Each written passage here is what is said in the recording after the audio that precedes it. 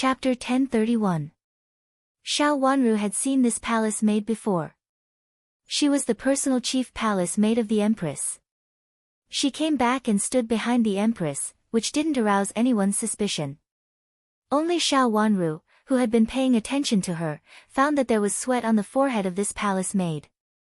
Obviously, she was very anxious. She pursed her lips and suppressed her smile. Ning Xueqing got the news quickly. Of course, the empress got the news even faster. It seemed that the empress had a lot of spies in the palace and outside. The empress got the news as soon as the Ministry of Justice asked something. Xiao Wanru lowered her head slightly. Since the empress didn't ask her directly, she didn't want to pursue the matter anymore. The best ending for the matter between Infanta Yuan and Xiao Hua was that old madam's cultivation was removed. As for the matter that Xiao Hua went to apologize to Infanta Yuan in person after his leg recovered, it was not her business. Zhao Shiran was a smart person. She must have prepared a gift to apologize to Ruiping Great Elder Princess's mansion. Mother, if there's nothing else, I'll go back first. The empress received the hint from her personal palace maid, stood up and said. Go ahead. The empress dowager nodded. The empress looked at Infanta Yuan and left. The more she thought about it, the more tired she felt. If Yuan was really disfigured, her son would really feel aggrieved. If her son proposed to marry another noble lady from a famous family, she had to agree. After all, Ruiping Great Elder Princess's mansion couldn't say anything about it. After all, Infanta Yuan's face was disfigured. Empress Dowager, Yuan really needs to be treated by the imperial physicians in the palace. Ruiping Great Elder Princess stood up and bowed deeply to the Empress Dowager. Then she straightened up with tears and said, if anything happens to Yuan what should I do? Don't worry. It's okay. I have found several good imperial physicians and they are already waiting in the side hall. Take Yuan to see them.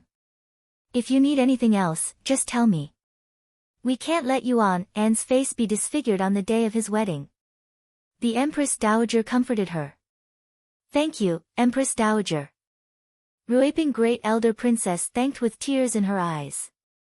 Princess Yuan stood up and kowtowed 3 times to the Empress Dowager. The Empress Dowager asked someone to pull Infanta Yuan up and said softly, good girl, get up. Take a look at her face first. Don't think too much about anything else. Empress Dowager always thought that Commandery Princess Yuan was sensible. It was also Empress Dowager's idea that Prince of Zhou chose her this time. Seeing her aggrieved and thinking that she had gone out for his gift, he felt even more sorry for Infanta Yuan and urged her kindly. Ruiping Great Elder Princess brought Princess Yuan into the side chamber to be treated by the imperial physician. The hall suddenly became empty. The Empress Dowager's face became cold. She snorted coldly and said, Ruyan, do you know your crime?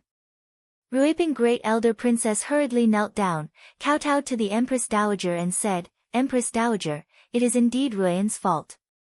But Marquis Xing's mansion has never taken Howard seriously. When he was a child, he wanted to make him useless and never thought that Howard was also his grandson.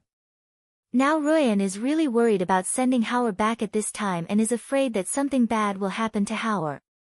At this time, there was no outsider, so Ruiping Great Elder Princess did not hide her thoughts and said bluntly.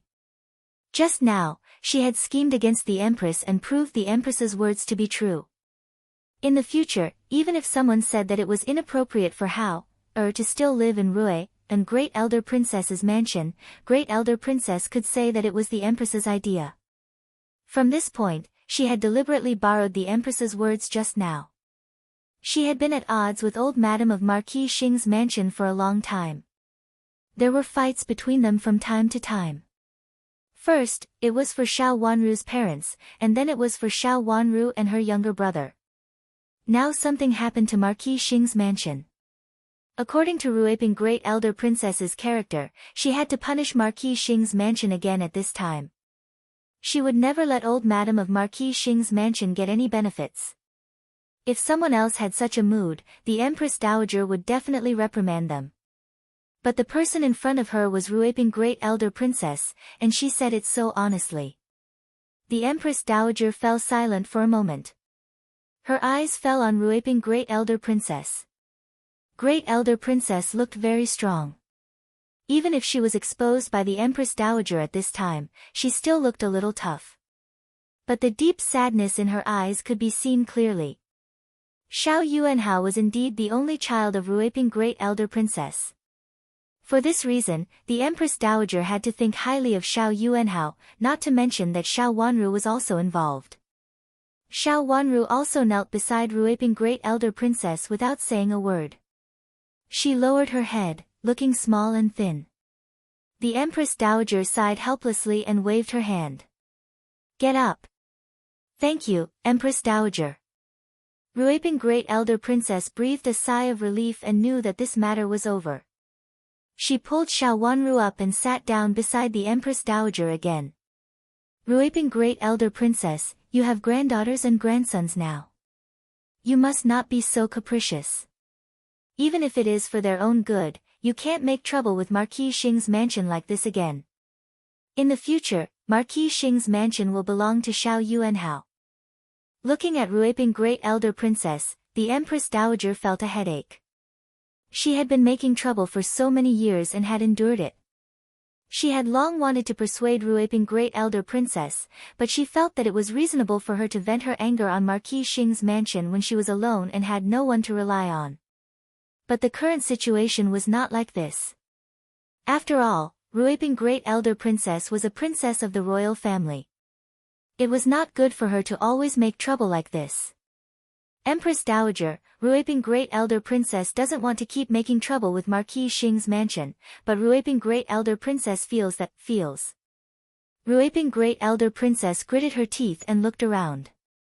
Obviously, it was not easy for her to say these words. There are all my people here.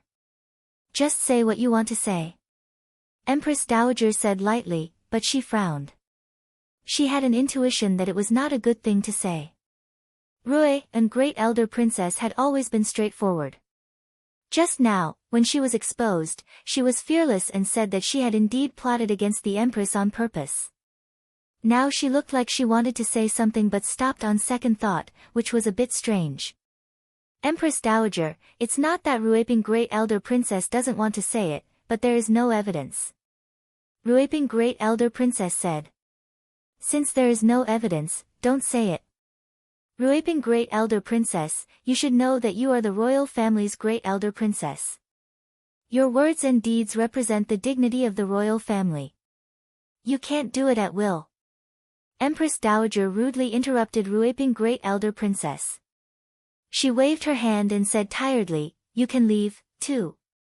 I'm tired. There were some things that Empress Dowager didn't want to be involved in too much. No matter what Ruiping Great Elder Princess wanted to say, she didn't want to hear it as long as there was no evidence. Empress Dowager, this matter, Ruiping Great Elder Princess only told you. I think Qinghua and Shaojiang might not necessarily die in an accident. Someone may be framing them. Ruiping Great Elder Princess gritted her teeth and lowered her voice. She had to say it out loud today. What nonsense are you talking about? Empress Dowager clapped her hands heavily and said sternly. Empress Dowager, Ruiping Great Elder Princess is not talking nonsense. Think about it. Why does the second branch benefit from it? Why does even Hao become a cripple? Why does someone ask Madame D to secretly harm Zhuozhuo? Wang Xingxue said so before. There must be someone behind it. Zhuozhuo is just an unmarried girl and has just arrived in the capital city. How could she offend the Jiang family? Ruiping Great Elder Princess argued. You can leave now. Don't talk nonsense like this in the future.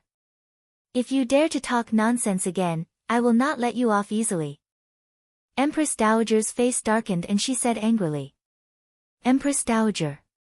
Ruiping Great Elder Princess still wanted to say something, but Xiao Wanru pulled her sleeve and said with a pale face, Grandma, you must not talk about this. This kind of thing, how could this kind of thing be possible? Any child who heard such a thing could not calm down. At this time, Xiao Wanru could pull Ruiping Great Elder Princess's sleeve, which was very stable. Zhuozhua, Ruiping Great Elder Princess still wanted to say something. This time, Xiao Wanru stepped forward and half-hugged her. Grandma, Zhuozhua only has you as a blood relative who sincerely loves me. You must not.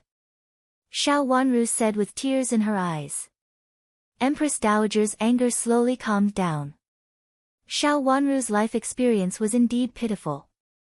It was also a fact that she was plotted against by Madame D and the Jiang family. In fact, Xiao Wanru was indeed innocent. Ruiping Great Elder Princess, don't talk nonsense without evidence. But if you have evidence in the future, you can tell me directly. Empress Dowager originally wanted to reprimand Ruiping Great Elder Princess, but for the sake of Xiao Wanru, she suppressed her anger. At least, she left a way for Ruiping Great Elder Princess. Although she didn't believe what she said, it was good to have this way. If she didn't believe it once, she could do it twice. If she didn't believe it twice, she could do it the third time. Moreover, with these words, it was excusable for Ruiping Great Elder Princess to investigate something in private and be discovered by the Emperor. This was what Xiao Wanru and Ruiping Great Elder Princess had discussed before. Yes, Empress Dowager. Ruiping Great Elder Princess is wrong. Ruiping Great Elder Princess lowered her head. Seeing that she had a good attitude and was not as stubborn as before, Empress Dowager breathed a sigh of relief. She was really afraid that Ruiping Great Elder Princess would shout it out.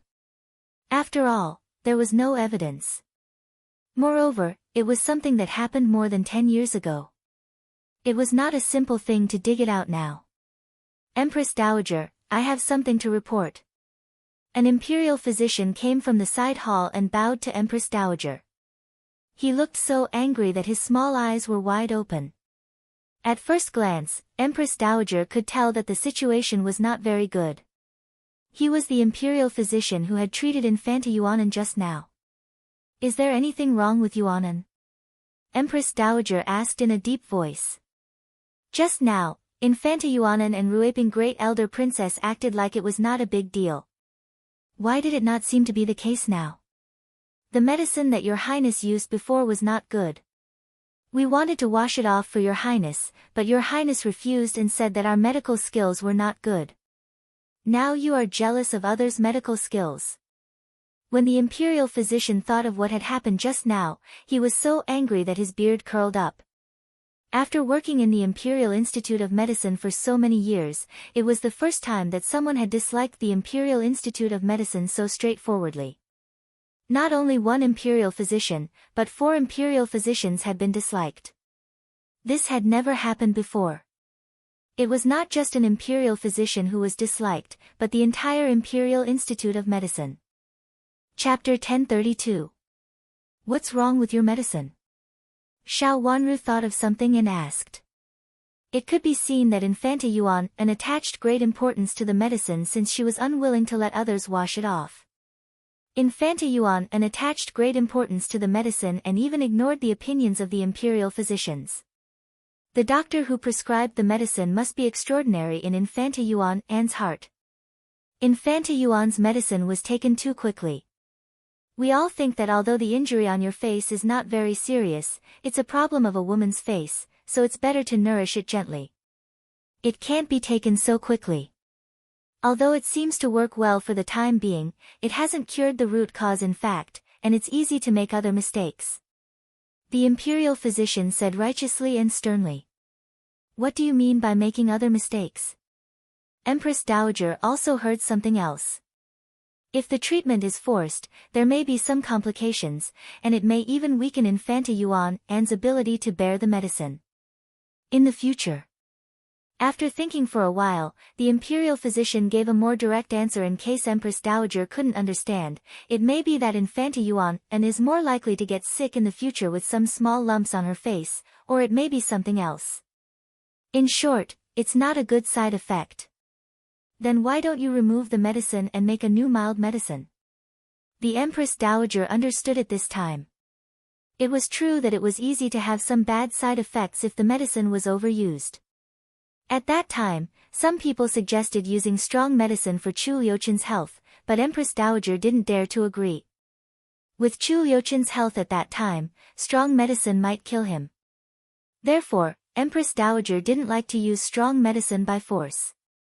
The imperial physician breathed a sigh of relief and frowned tightly. We tried to persuade her in this way, but Infanta Yuan and just didn't allow it.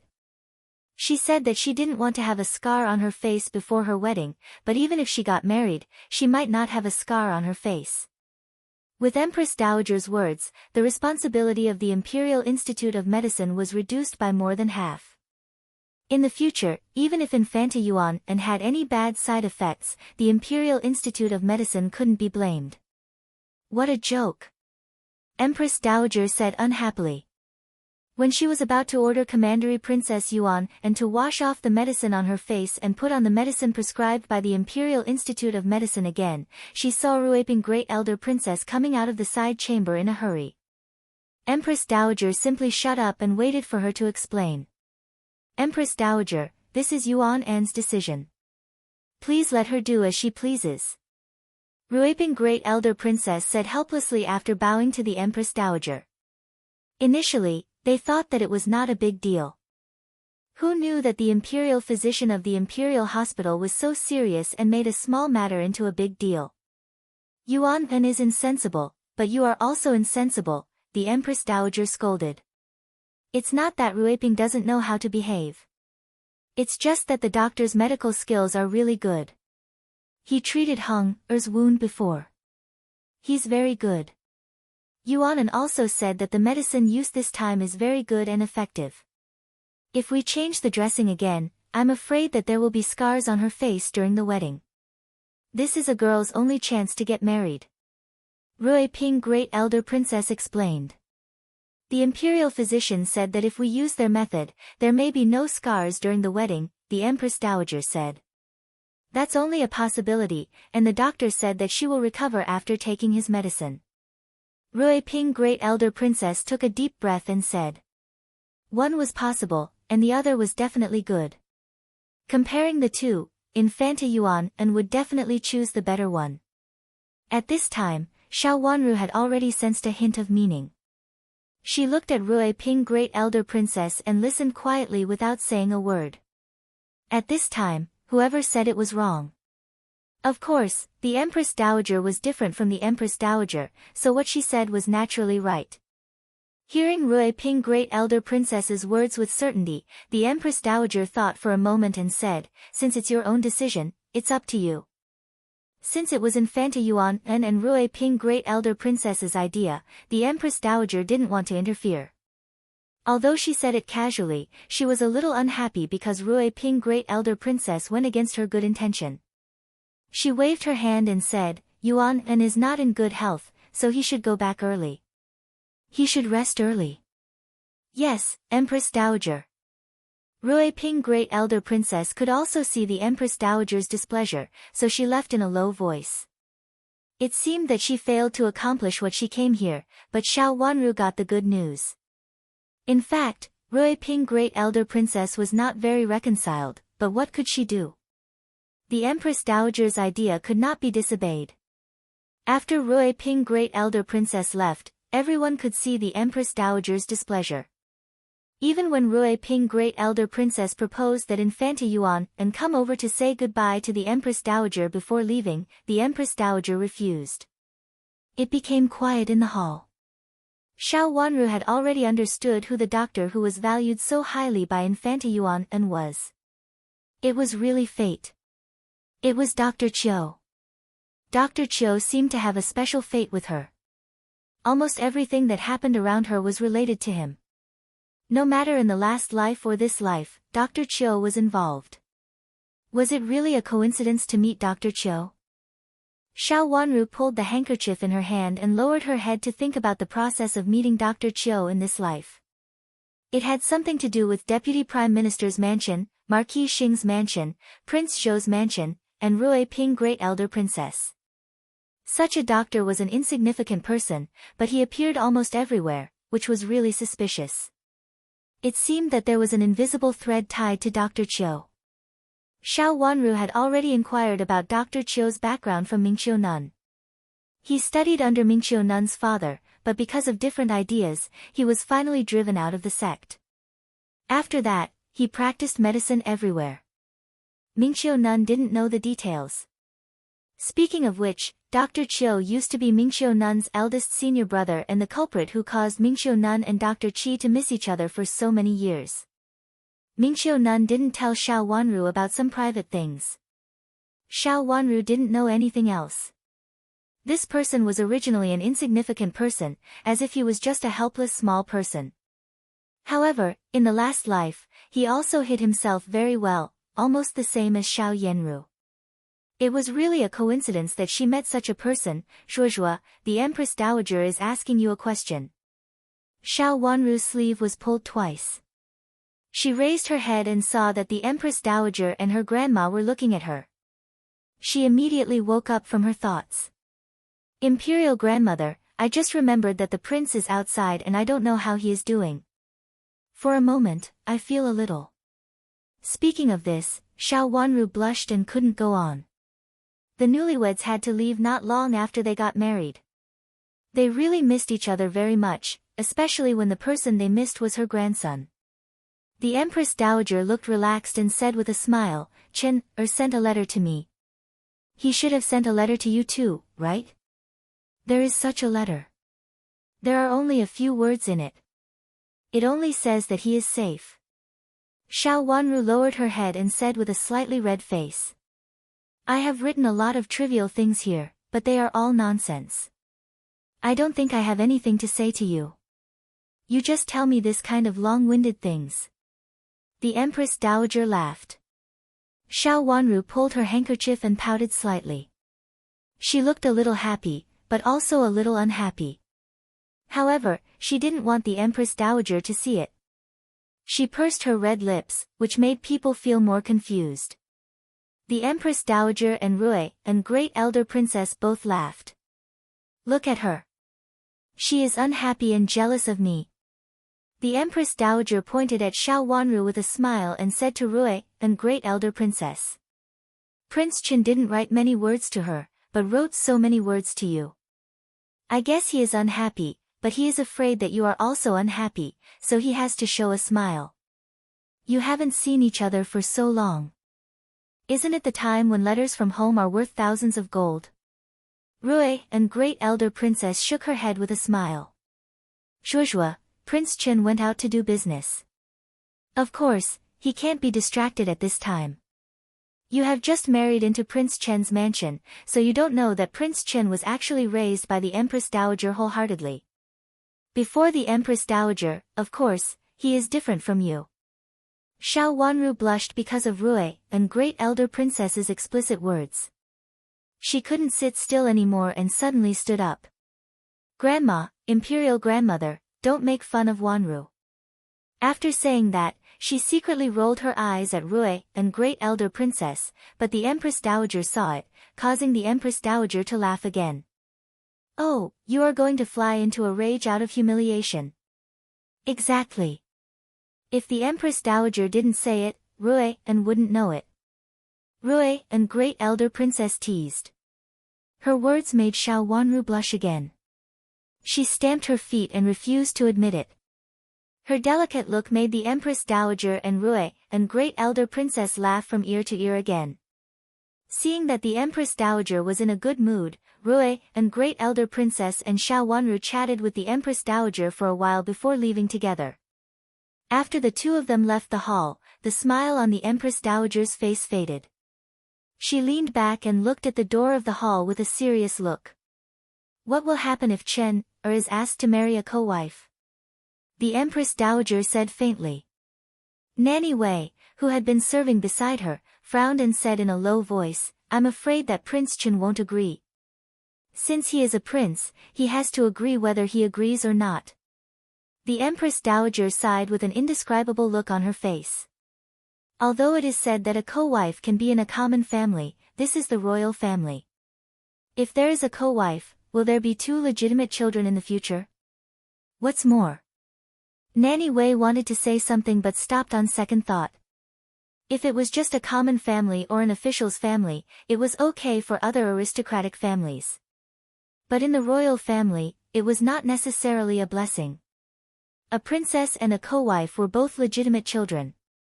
Even if their status was a little lower, so what? In the end, they were still legitimate children. It would be fine if he was an ordinary prince, but Prince Chen was destined to be extraordinary since he was born. It was not appropriate for him to be in charge of this matter in any way. But the princess of the Su kingdom actually wants to marry a more noble person. Commandery Prince Qing is not the best candidate for others. They are both princes of the former emperor, but Commandery Prince Qing is too inferior. The Empress Dowager sighed.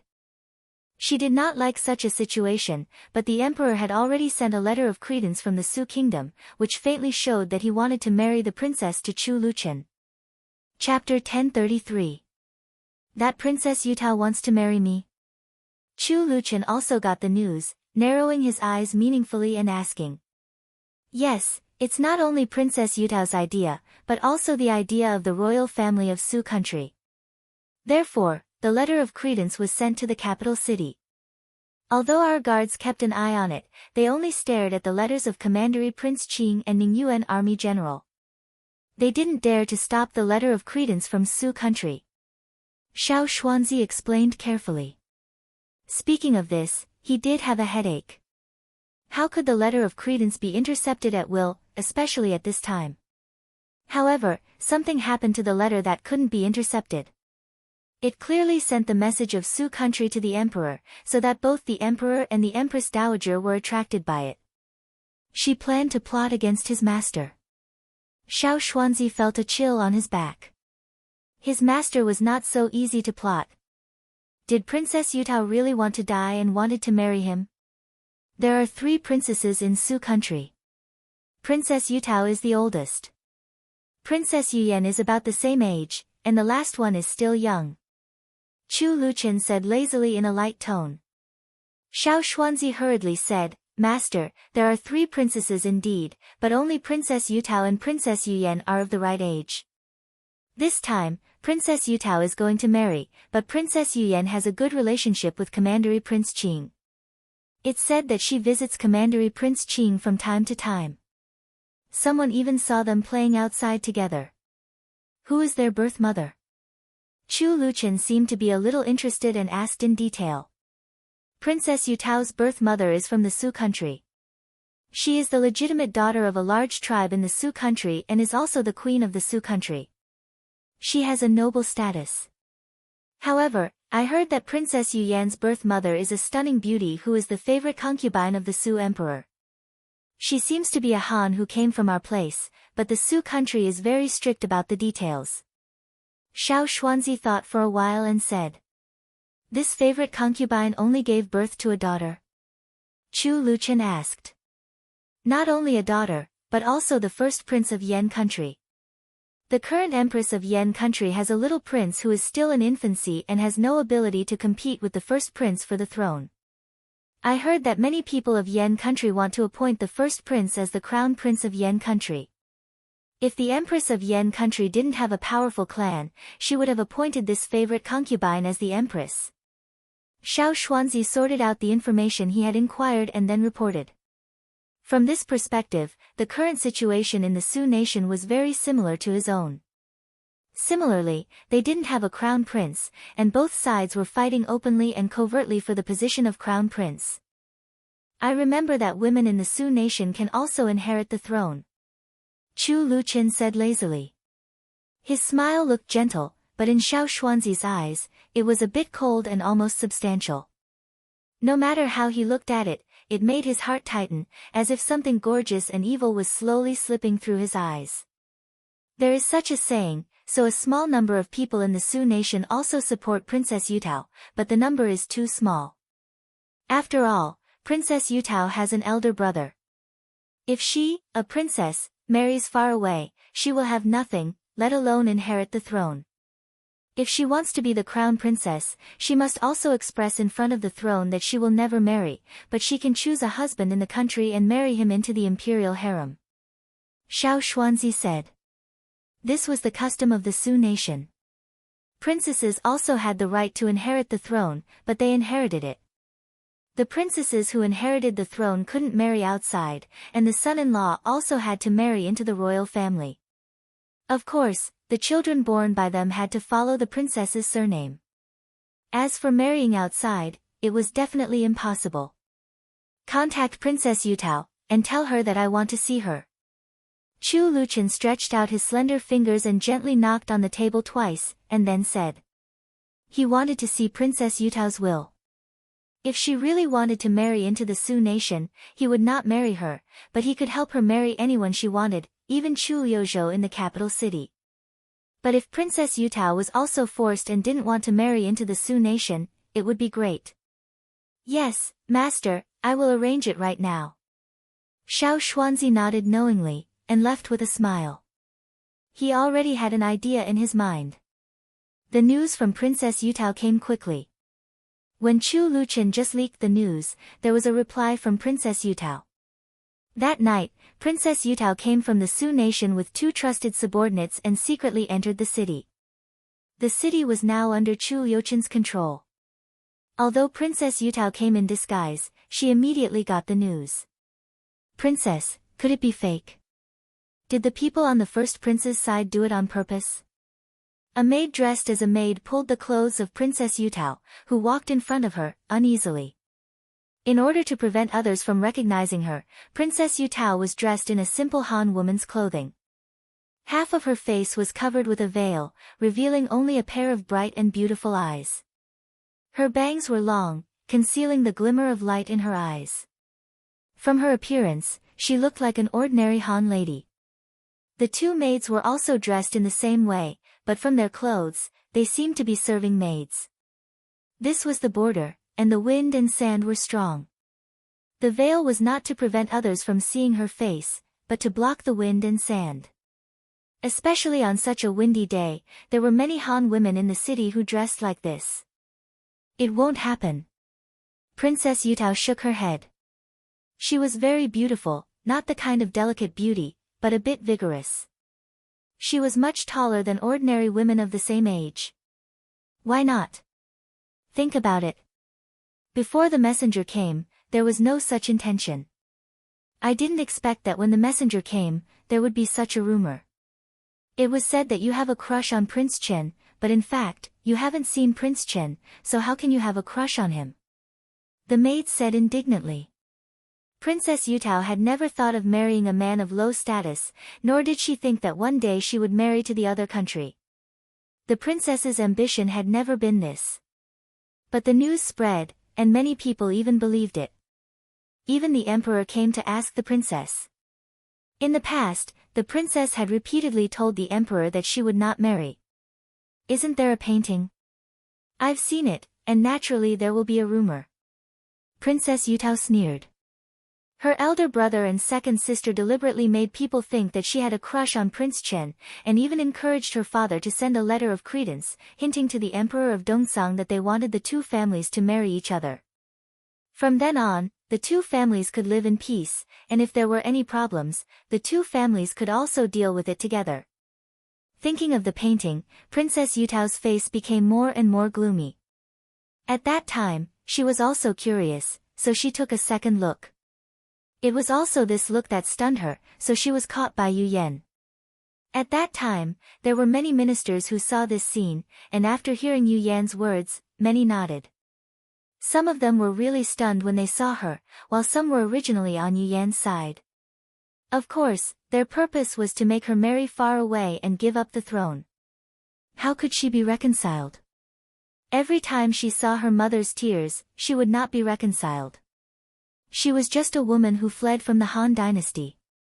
Not only did she snatch everything that belonged to her mother, but she also wanted to snatch the throne that belonged to her son. What did she rely on? She had promised her mother that she would never marry, or in other words, she would not marry before her younger brother came of age. She would not give up the throne to the first prince. His mother had said that he originally had a real elder brother before him. It was that bitch who caused his mother to miscarry, which allowed his elder brother to occupy the position of the first prince. If he didn't acknowledge this position, his mother wouldn't either. Even if his father wanted to push him onto the throne, it would depend on whether he agreed or not. After those people knew that she did not want to marry, they actually did such a thing and even sent a portrait of Prince Chen to her. That was the kind that Princess Yutao liked most. She had been the eldest princess since she was a child, and her father liked her when she was young. He specially invited some Han teachers to teach her, treated her as a little prince, and followed the first prince's example in everything. Princess Yutao had always yearned for such an elegant scholar in the country of Dongzhang, who was as beautiful as jade. In the 4 books and 5 classics, there were often such beautiful phrases, causing Princess Yutao to yearn for it. However, it was only a yearning. After all, she had her own ambitions. If there was fate in the future, when the throne was settled, she could find a Han as her husband, and the best choice would be this kind of gentle and warm-looking man. It could be said that this Prince Chen of the country of Dongzhang was completely in line with her imagination. He was the most perfect appearance that she could dream of, so she was stunned at that time. However, it was precisely this moment of stupor that caused her to fall into an abyss of suffering. For a moment, she was flustered and had yet to calm down. In fact, there was still a huge hidden danger. If the emperor of the Eastern Song Kingdom really agreed to the marriage, then the most likely person to marry over would be her. If she married far away, she would not be able to protect her mother and younger brother. Her mother had always been weak in the imperial harem. She seemed to be domineering, but she could not win her father's heart. As for the little brother, he was still young and it was not certain whether he could grow up. No one knew what methods that woman would use. Princess Yutao was really worried, so even if this Prince Chen met all her expectations, she could not marry him. She came to see this Prince Chen today, hoping that this Prince Chen also had other ambitions. Otherwise, she could only return disappointed. Following the guide in front of them, they came to an ordinary courtyard, which was the most common in this border city. The building was very simple, and the surrounding courtyards were not close to other courtyards, leaving a small alley on the side. The door was open, and a man who looked like a servant stood at the door, looking at Princess Yutao and her party with a smile, looking extremely kind. Princess Yutao and her party went forward. Xiao Xuanzi came over with a smile and saluted, then stepped back, waved his hand, and said with a smile, "Distinguished guests, please come with me. I have been waiting inside for a long time." Chapter 1034. The door of the courtyard opened and Princess Yutao entered. It was a very simple courtyard with an ordinary tree in it. It was not big, but its branches and leaves were lush. The door of the main room was open. Princess Yutao walked in slowly and saw Chu Luchen. Princess Yutao couldn't help but take a deep breath. Compared with the person in the painting, Prince Chen of Dongzhang country seemed to be more gentle and handsome. His delicate facial features were so perfect that people couldn't help looking at him. His light-colored lips indicated that he was in poor health, but even this light color made him look more like the immortal-like man described in the book. He raised his head and blinked his long eyelashes slightly, revealing a pair of deep eyes. Princess Yutao suddenly woke up from her infatuation with a cold aura when she met his eyes. It was a pair of eyes that was completely different from what she had imagined. His eyes were clearer and fainter than most people. But even if it was fainter, there was not a trace of light in his eyes. It was as if there was a bottomless abyss in his eyes. It made Princess Yutao's back feel cold and suffocating. Such a person was supposed to be as gentle as jade, with an amiable smile on his face. But because of the malice and bloodthirstiness in his eyes, Princess Yutao shivered and immediately realized that the Prince Chen in front of her was definitely not the one she saw in the painting. This was the real Prince Chen of Dongzhang, not the peerlessly beautiful young man in the painting. Princess Yutao. Chu Liuchen's cold eyes fell on Princess Yutao. He raised his head slightly and the smile on his face slowly disappeared. Princess Yutao of Su country greets Prince Chen. Princess Yutao took 2 steps forward and bowed respectfully. There was no need to say too much. Prince Chen was certainly not an ordinary person. The coldness in his eyes and the cold aura was even stronger than that of her father. Such a person would not be weak, let alone a person who would be bullied by others. Many people in Su country were wrong. Princess Yutao said with a clear mind. The Prince Chin in front of her would not be a good husband, but he could be a good partner. Anyone who had only seen his portrait but had never seen him in person would never understand what kind of person he was. Who would have thought that a man as gentle as jade, so handsome that even the wind could blow him away, would actually have such eyes? Of course, Princess Yutao didn't think that the person in the portrait was wrong. If such a person was willing to smile and show kindness, he should look the same as in the portrait. But now, it was obvious that Prince Chen was only showing kindness, but a warning. Chu Luchen looked at Princess Yutao from head to toe without saying anything. Princess Yutao felt more and more uncomfortable. This was not how a man would look at a woman.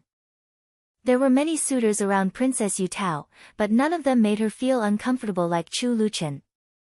The way he looked at her was not like he was looking at a young girl, but more like he was looking at a commodity. This made Princess Yutao even more uncomfortable. Although she had already defined Chu Luchen in her heart, she had always been proud of her appearance. There had never been a man who looked at her with such a picky gaze like a commodity. Yes, picky. She was such a perfect person, so what else could she be picky about? Master Yutao straightened her body and smiled perfectly. She straightened her back and said with a perfect smile, Yutao of the Su Kingdom pays respect to Prince Chen. Sit down. Chu Luchen withdrew his gaze from her and said lazily. Thank you, Prince Chen. Princess Yutao composed herself, walked to a chair on the side, and sat down. After Xiao Xuanzi served tea, he stood behind Chu Luchen to serve him. Prince Chen sent a message that he wants to meet Yutao. What do you want me to do? Princess Yutao pulled herself together, raised her faintly pink face, and went straight to the point. Princess Yutao doesn't know. Chu Luchen raised his eyebrows and asked casually. Princess Yutao hesitated for a moment and said, I really don't know. Aren't the envoys from your country Prince Qingjun and Ning Yuan army general from your country? These two envoys from your country are making an agreement with the ministers of our country these days. Is Prince Chen going to come here as an envoy? Chu Luchen leaned back lazily and said with a calm look in his eyes, if Princess Yutao is willing to marry me, I won't say anything. But I already have a legal wife, so I won't marry a concubine. Even in the end, I won't marry Princess Yutao. His words were extremely ruthless and cold. Princess Yutao couldn't help blushing at this moment even though she had thought it through clearly. She was very angry. There had never been a man who would say such ruthless words of rejection in front of her. She had always been the one who refused others, but no one could refuse her. On the way here, she had thought about what she should do if Prince Chen really liked her. Should she feign civility or refuse him directly? She didn't expect that before she did anything, Chu Luchen actually said so, as if she was eager to marry him. Even if she couldn't be his wife, she was willing to be his concubine. Prince Chen, please be careful with your words. The Emperor's order is as important as the sky. Princess Yutao said coldly. So what? I'm not Chu Qing. I can't decide who I want to marry or not. Chu Luchen curled his light-colored lips disdainfully and said with a smile. Princess Yutao's eyes narrowed into a line and she looked at Chu Luchen in surprise. She didn't know why Chu Luchen was so confident to say that. She had inquired about Chu Youchen's family background. Like Chu Qing, he was the son of the former emperor of Dongsun country. However, the former emperor had passed away, and the current throne belonged to their uncle. Their uncle had his own prince, so how could he treat them well? How could Chu Luchen be more confident than Chu Qing? Princess Yutao, do you think what Fei is thinking? Chu Luchen asked with a faint smile. He reached out and patted the table gently. Xiao Xuanzi hurriedly took out a booklet from behind and put it on the table. This is the booklet from Chu Qing. He wants to marry me, but I know nothing about it. Chu Luchen said. The booklet was on the table, which meant that it was for Princess Yutao to read. Princess Yutao looked at Prince Chen in front of her in horror and felt that she had to get to know him again. How could this person dare to intercept the memorial? Moreover, It was the memorial of his half-brother. They were both of the royal bloodline. How could he dare to do such a thing? Wasn't he afraid that the emperor of the Eastern Sung country would be afraid of him and take his life? Is this the booklet sent by Commandery Prince Qing to the capital city? Princess Yutao asked again. Yes. As early as when I came here, it seems that someone in your country had already sent a message that a princess is going to marry Princess Yutao, but I don't know the emperor's intention. What does the emperor mean? Does he want to marry me? If you really want to marry me, I can help you. Prince Yu's mansion, Prince Zhou's mansion, or even the imperial palace. Chu Liuchen's slender fingers gently tapped on the table with a sense of indifference. If it weren't for the bloody deep smile in his eyes, Princess Yutao felt that she would believe it more. Her back was full of cold sweat, and her heart was inexplicably flustered. Before she came here, she had thought that even if she could not defeat him, she at least had the beauty of a woman. Based on this point, although Prince Chen of Dongsang country was fierce, he was also a man. How could he not have tender feelings for a woman like her?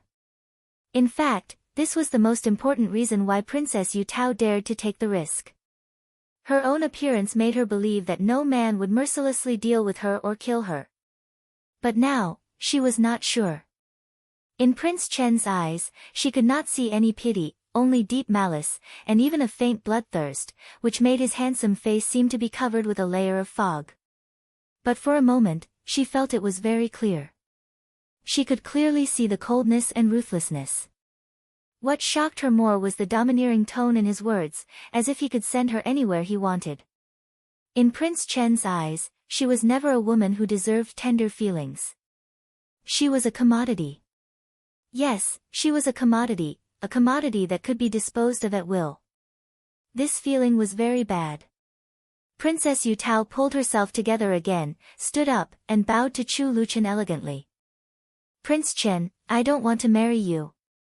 You don't want to marry me, or you don't want to marry anyone in Dongsang country? Chu Luchen played with a jade pendant in his hand, raised his eyebrows and asked. I don't want to marry anyone in Dongsang country. Please help me, Prince Chen. Princess Yutao stood up and looked at Chu Luchen.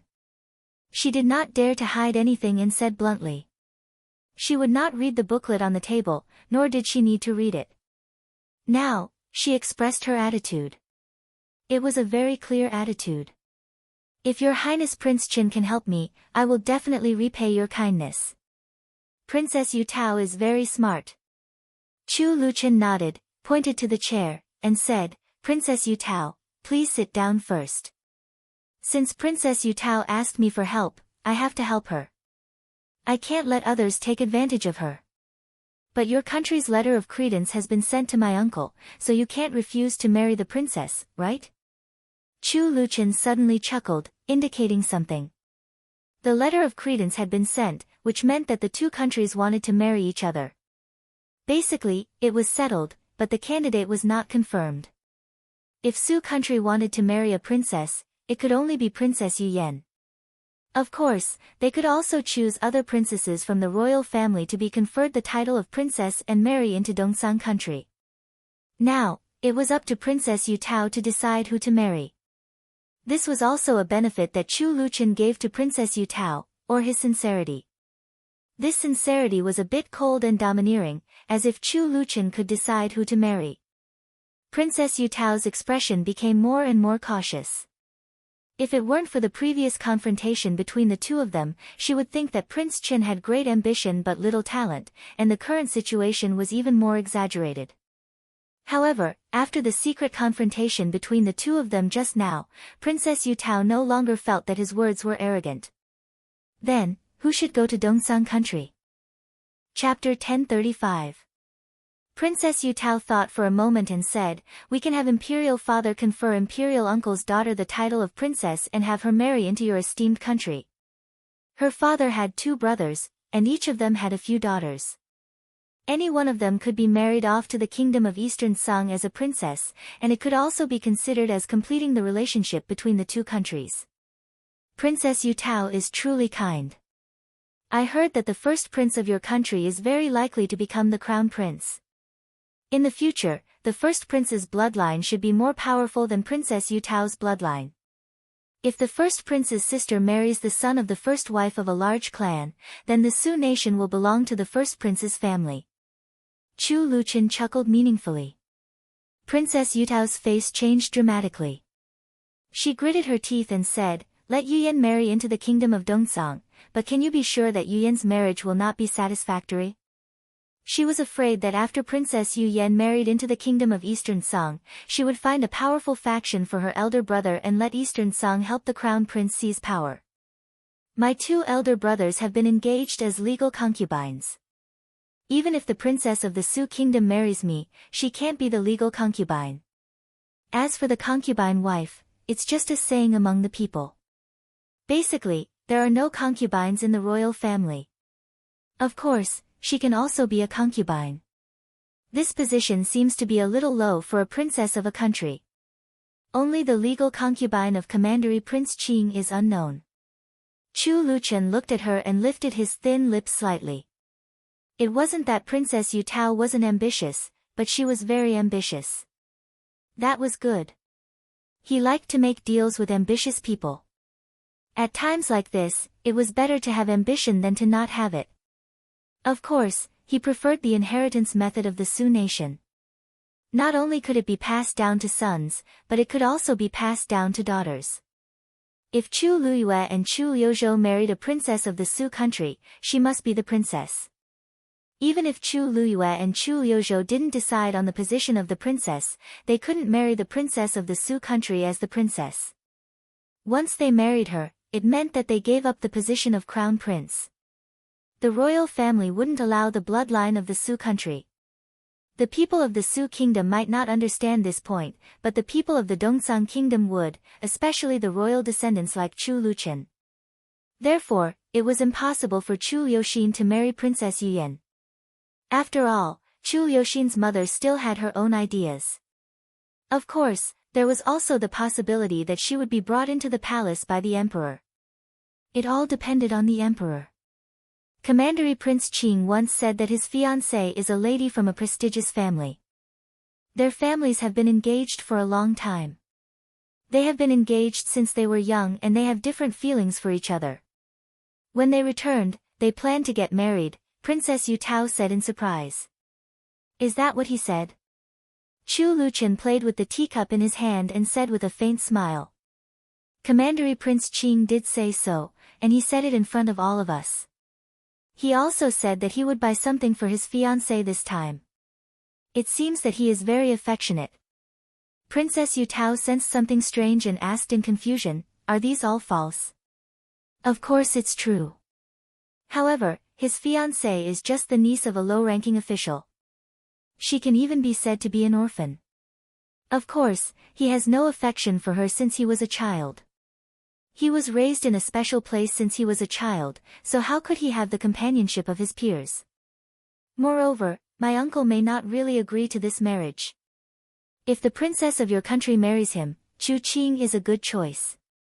Chu Luqian looked at Princess Yutao and said with a faint smile. There were so many meanings in his words that Princess Yutao seriously thought about it. The more she thought about it, the more her eyes lit up. The more she thought about it, the better she felt it was. Princess Yutao had investigated Chu Qing very clearly. It was said that he was the son of the former emperor, but he was not loved, or was not recognized by others. His status in the royal family was really not high. If Princess Yuyan could marry Chu Qing, it would be really great. He had no power and no person. If he could get rid of this little bitch, it would be much easier to deal with the old bitch who stayed in the palace. But my father will not agree, and they will not agree to let Princess Yuyan marry him. Princess Yutao was tempted, but she frowned. With their love for Yuyan, how could they let her marry Commandery Prince Qing, who had no power and was destined to achieve nothing? Princess Yutao, where there is a will, there is a way, isn't it? If you don't have this opportunity, it will be useless even if you have any ideas in the future. Chu Liuqian's smile became more and more relaxed. He raised his eyes slightly and said, as for me, it doesn't matter. If you must marry me, my uncle will be more willing to take over. I am not in good health, so I can't marry many people. The meaning was very clear. If Princess Yu Tao didn't want to let Princess Yu Yan marry him, then she could only marry him. If she married him, she could only enter the palace to be a concubine and accompany a man who was about the same age as her father, or even older than her father. How many young girls would be willing to marry him? Moreover, this Princess Yu Tao was an ambitious person. Okay, I'll do it. Princess Yu Tao gritted her teeth and said. At this time, she had no way out. She couldn't marry him, and she had to cut off one of his arms. Now was the best opportunity to let Princess Yu Yan marry Chu Qing, the most useless prince, which could be regarded as the greatest help to her. This kind of opportunity was indeed rare. If she ran away, it would be gone. It's good that Princess Yu Tao thinks so. Commandery Prince Qing will come back in 3 days. If we don't hurry up, I'm afraid that it will be a little troublesome. But if Princess Yu Tao can deal with things in these 3 days, it will be much easier. Ning Yuan Army General, who will go with you, has always been an upright person. He will go back and report what he sees. Chu Luqian elegantly put down the teacup in his hand. His long eyelashes cast uneven shadows on his white face, and he looked somewhat handsome with a faint smile. I know what to do. Princess Yu Tao understood what Chu Luqian meant.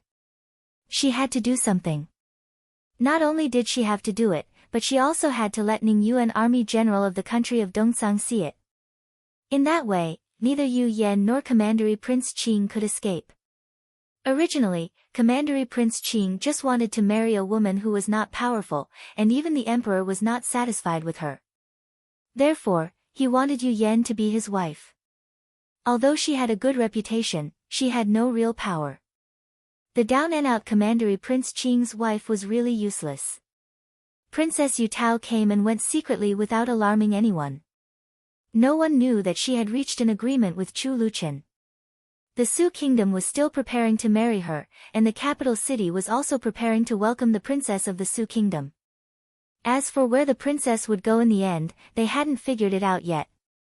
It would be decided when she came.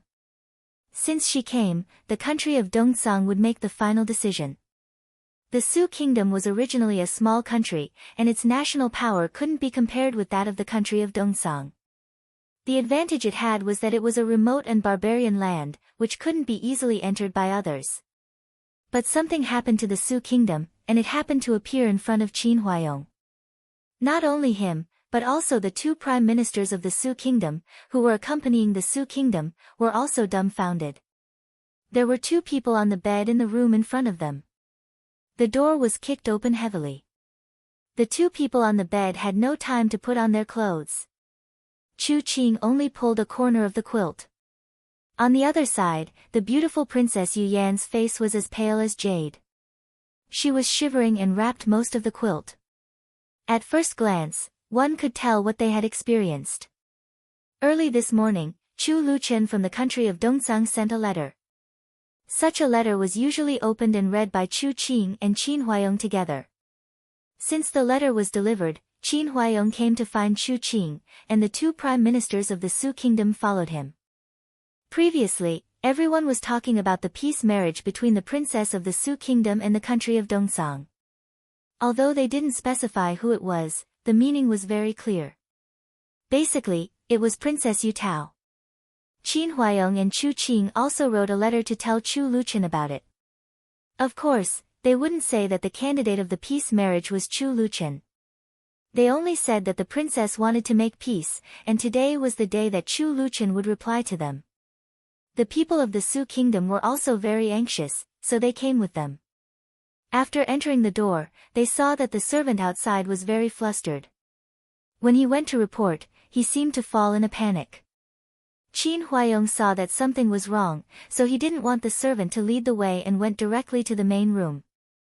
Then, because of the abnormal sound in the room, he kicked the door and came in. That was what he saw. Qin Huaiyong couldn't react for a moment. He stared blankly at Commandery Prince Qing and Princess Yu Yan on the bed, not knowing what was going on. Didn't they say that Princess Yu Tao was going to marry them? How did it become that Princess Yu Yan and Chu Qing were two ambiguous people? Get out! Princess Yu Yan shouted wildly with her clothes in a mess. At this time, Qin Huayong also came to his senses and hurriedly left. But when he walked to the door, he suddenly came to his senses. He sighed heavily and said to the two prime ministers who hadn't reacted yet, "Princess Yu Yan wants to marry our commandery Prince Qing. In this case, why do you have to be so unbearable? Just say it." After saying that, he retreated outside. The two prime ministers also came to their senses at this time. They shook their heads forcefully, but they could not vent their anger. Although Princess Yu Yan was arrogant in the past, how could she do such a thing at this time? This kind of thing was too much. The two prime ministers shook their heads and retreated helplessly. Princess Yu Yan had to marry even if she didn't want to. When they retreated outside, they suddenly heard banging sounds coming from inside. They knew that it was very chaotic inside. They shook their heads helplessly. In this situation, they could only hope for the best. This was not an unmarried man and an unmarried woman. What's more, the two countries were supposed to have a marriage alliance. Their current status was also suitable.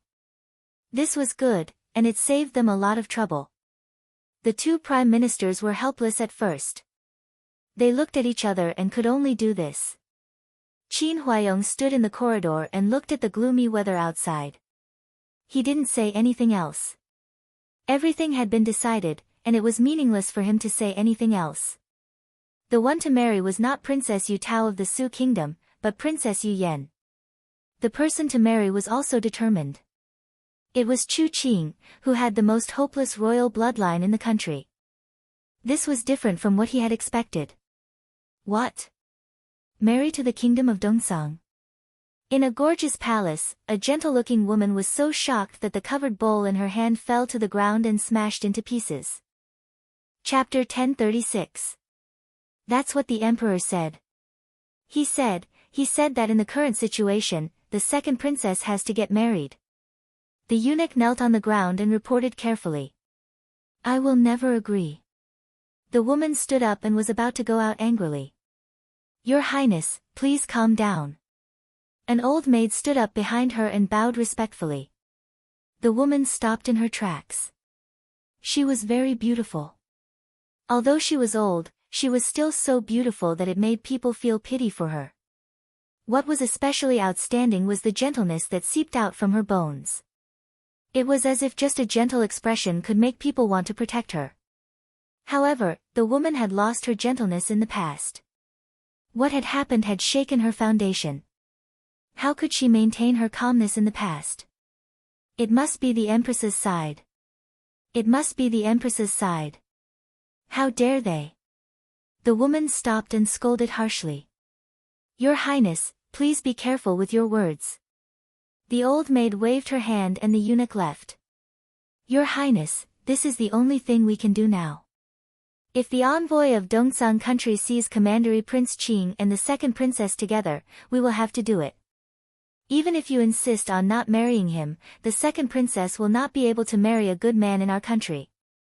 Besides, there is the marriage between the two countries. What you need to do now is not Princess Yu Yan, but Princess Yu Tao. The old maid took 2 steps forward and leaned over to the woman to remind her. This woman was Princess Yu Yan's biological mother, Concubine Li, a Han woman who fled to the kingdom of Su. Of course, this was just what she looked like. Although the current matter had not been officially announced, it was basically set in stone. In this kind of matter, with the people of the two countries as witnesses, even the emperor could not do anything.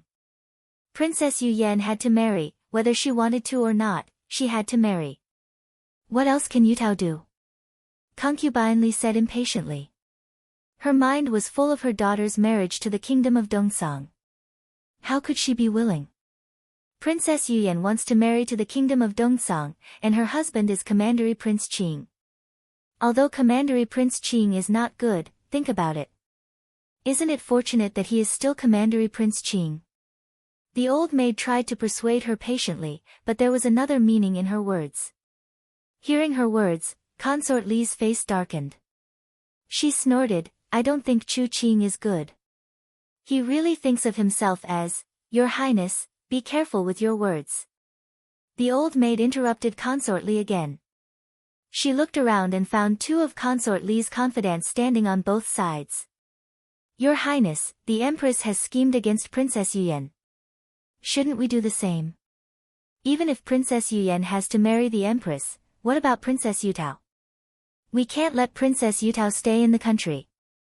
The old maid reminded Concubine Li again. The most important thing at the moment was not Princess Yuyan's matter. Whether Princess Yuyan was willing or not, it was already a foregone conclusion. The most important thing at the moment was Princess Yutao's matter. Marrying Princess Yutao away was the greatest benefit for their branch. Without Princess Yutao blocking in front of him, the eldest prince can become the crown prince and ascend to the throne. Otherwise, the Empress's faction will not rest. They will make the Empress's faction unable to compete and stop their thoughts. The little prince is so young, the emperor will not consider the little prince as the crown prince. Consort Li began to ponder. The old maid seemed to have understood a little. She breathed a sigh of relief and said again. Now she was really afraid that Consort Li would make a scene regardless of everything. At this time, the more she made a scene, the more embarrassed the emperor would be and the more angry the emperor would be. Consort Li relied on the emperor's favor to get to where she was now. If she lost the emperor's favor, she would be nothing. How to send this girl away? The emperor has just decided on Yu Yan's matter and will not let Yu Tao marry to the kingdom of Dongsang. It was originally agreed that Yu Tao would marry a princess. Consort Li was extremely vexed.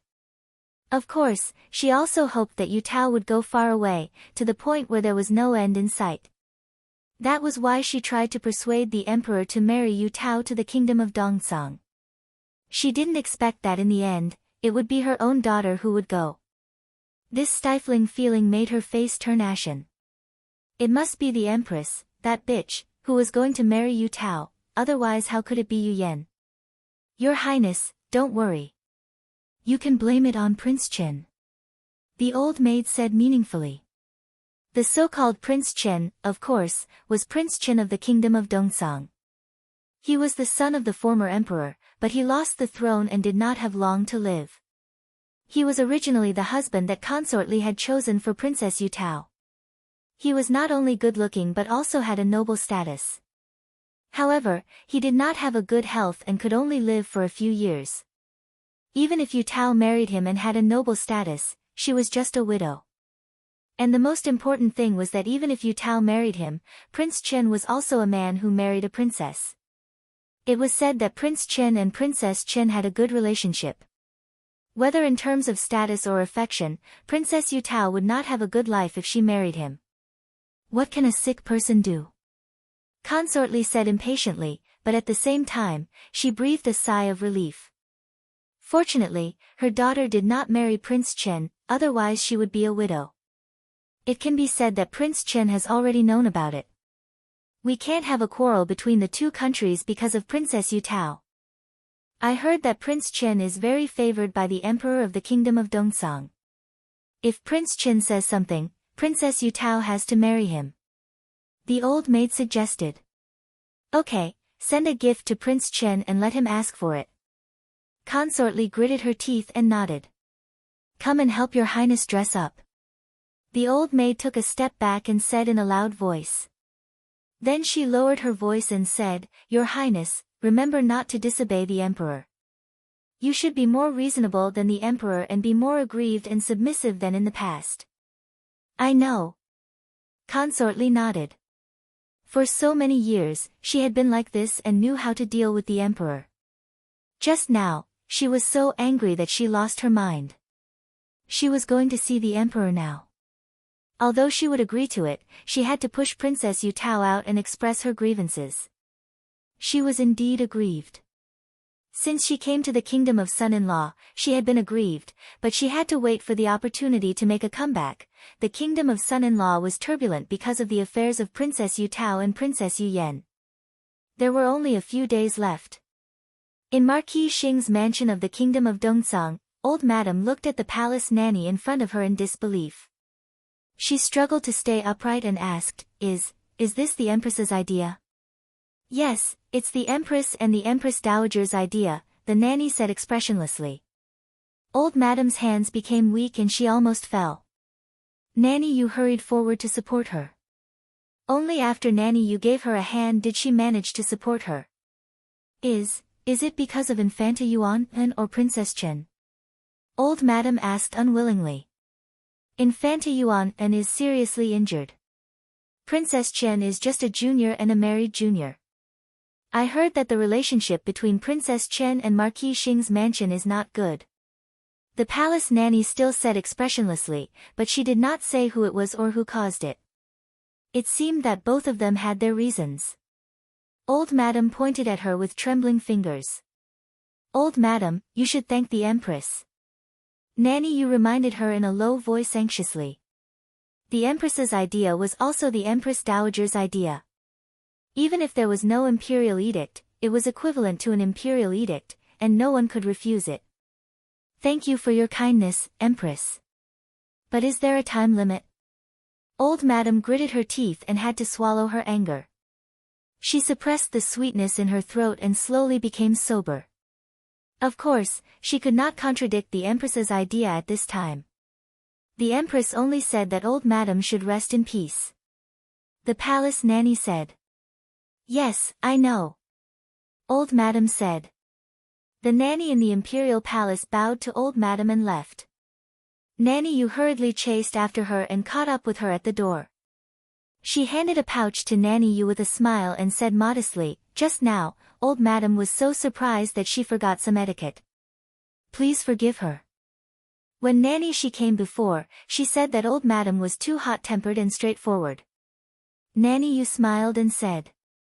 Nanny Shi took the pouch and pinched it. When she felt the weight in the pouch, she finally showed a smile and said, Nanny, you're too polite. Old Madam is also confused. Who would have thought that the elders would suffer losses in this kind of thing? Nanny Shi is the favorite of the Empress, so she will definitely intercede for Old Madam. Nanny Shi was the Empress's confidant, while she was just an ordinary nanny. The people in the palace dared not make a mistake between them. Since Old Madam had a good relationship with Nanny Shi, it would be bad to offend her, not to mention that such a big pouch was sent to her. She had to accept this favor. When can Old Madam come back? Seeing that the person in front of her was moved after she mentioned Nanny Shi, Nanny Yu knew that she was right, so she immediately lowered her voice and asked for advice. What she said before was really not convincing, so she had to ask more bluntly on behalf of Old Madam. Infanta Yuan was hurt. Not only did no one in your mansion come out to apologize, but you also forced Princess Chen to enter the palace. Princess Chen is a junior, and a married junior. Marquis Xing's mansion didn't do anything to her before, but when something happened, they forced her one after another. Now Prince Chen is not here, and Princess Chen is protected by the Empress Dowager. Nanny lowered her voice and said one sentence after another. These words seemed to have nothing to do with each other, but when she thought about it carefully, the key points were connected. After thinking about it carefully, Nanny Yu's eyes lit up. The key point is Princess Chen. I don't know about this. The palace nanny said with a smile. Since Nanny Yu understood, she could go back. Seeing that she was about to leave, Nanny Yu stopped her and asked the most important question, Nanny, when can Old Madam come back? Chapter 1037. When can she come back? This was Nanny Yu's most important question. Old Madam always cared about herself. Well, if there is a happy event, she should be able to come back. After all, the masters in the mansion are too young and inexperienced, and the Empress has issued a clear decree.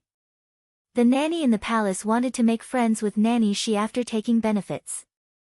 After thinking for a while, she still told the truth that didn't seem to be the truth. After saying that, she turned around and left, ignoring Nanny Yu. She had said so much. For the people in the palace, it was a big truth. If she continued to say it, it would be terrible. After thinking about this sentence, Nanny Yu's eyes lit up, and she immediately turned around and went into the room happily. In the room, old madam sat on the bed with a gloomy face. Old madam, don't worry. It's the Empress Dowager's birthday soon. You can come back then. You just need to live outside for a few days to have some peace. The Yuhui nunnery is really quiet. Nanny Yu came in and said with a smile, I asked just now, and the palace should have the same idea.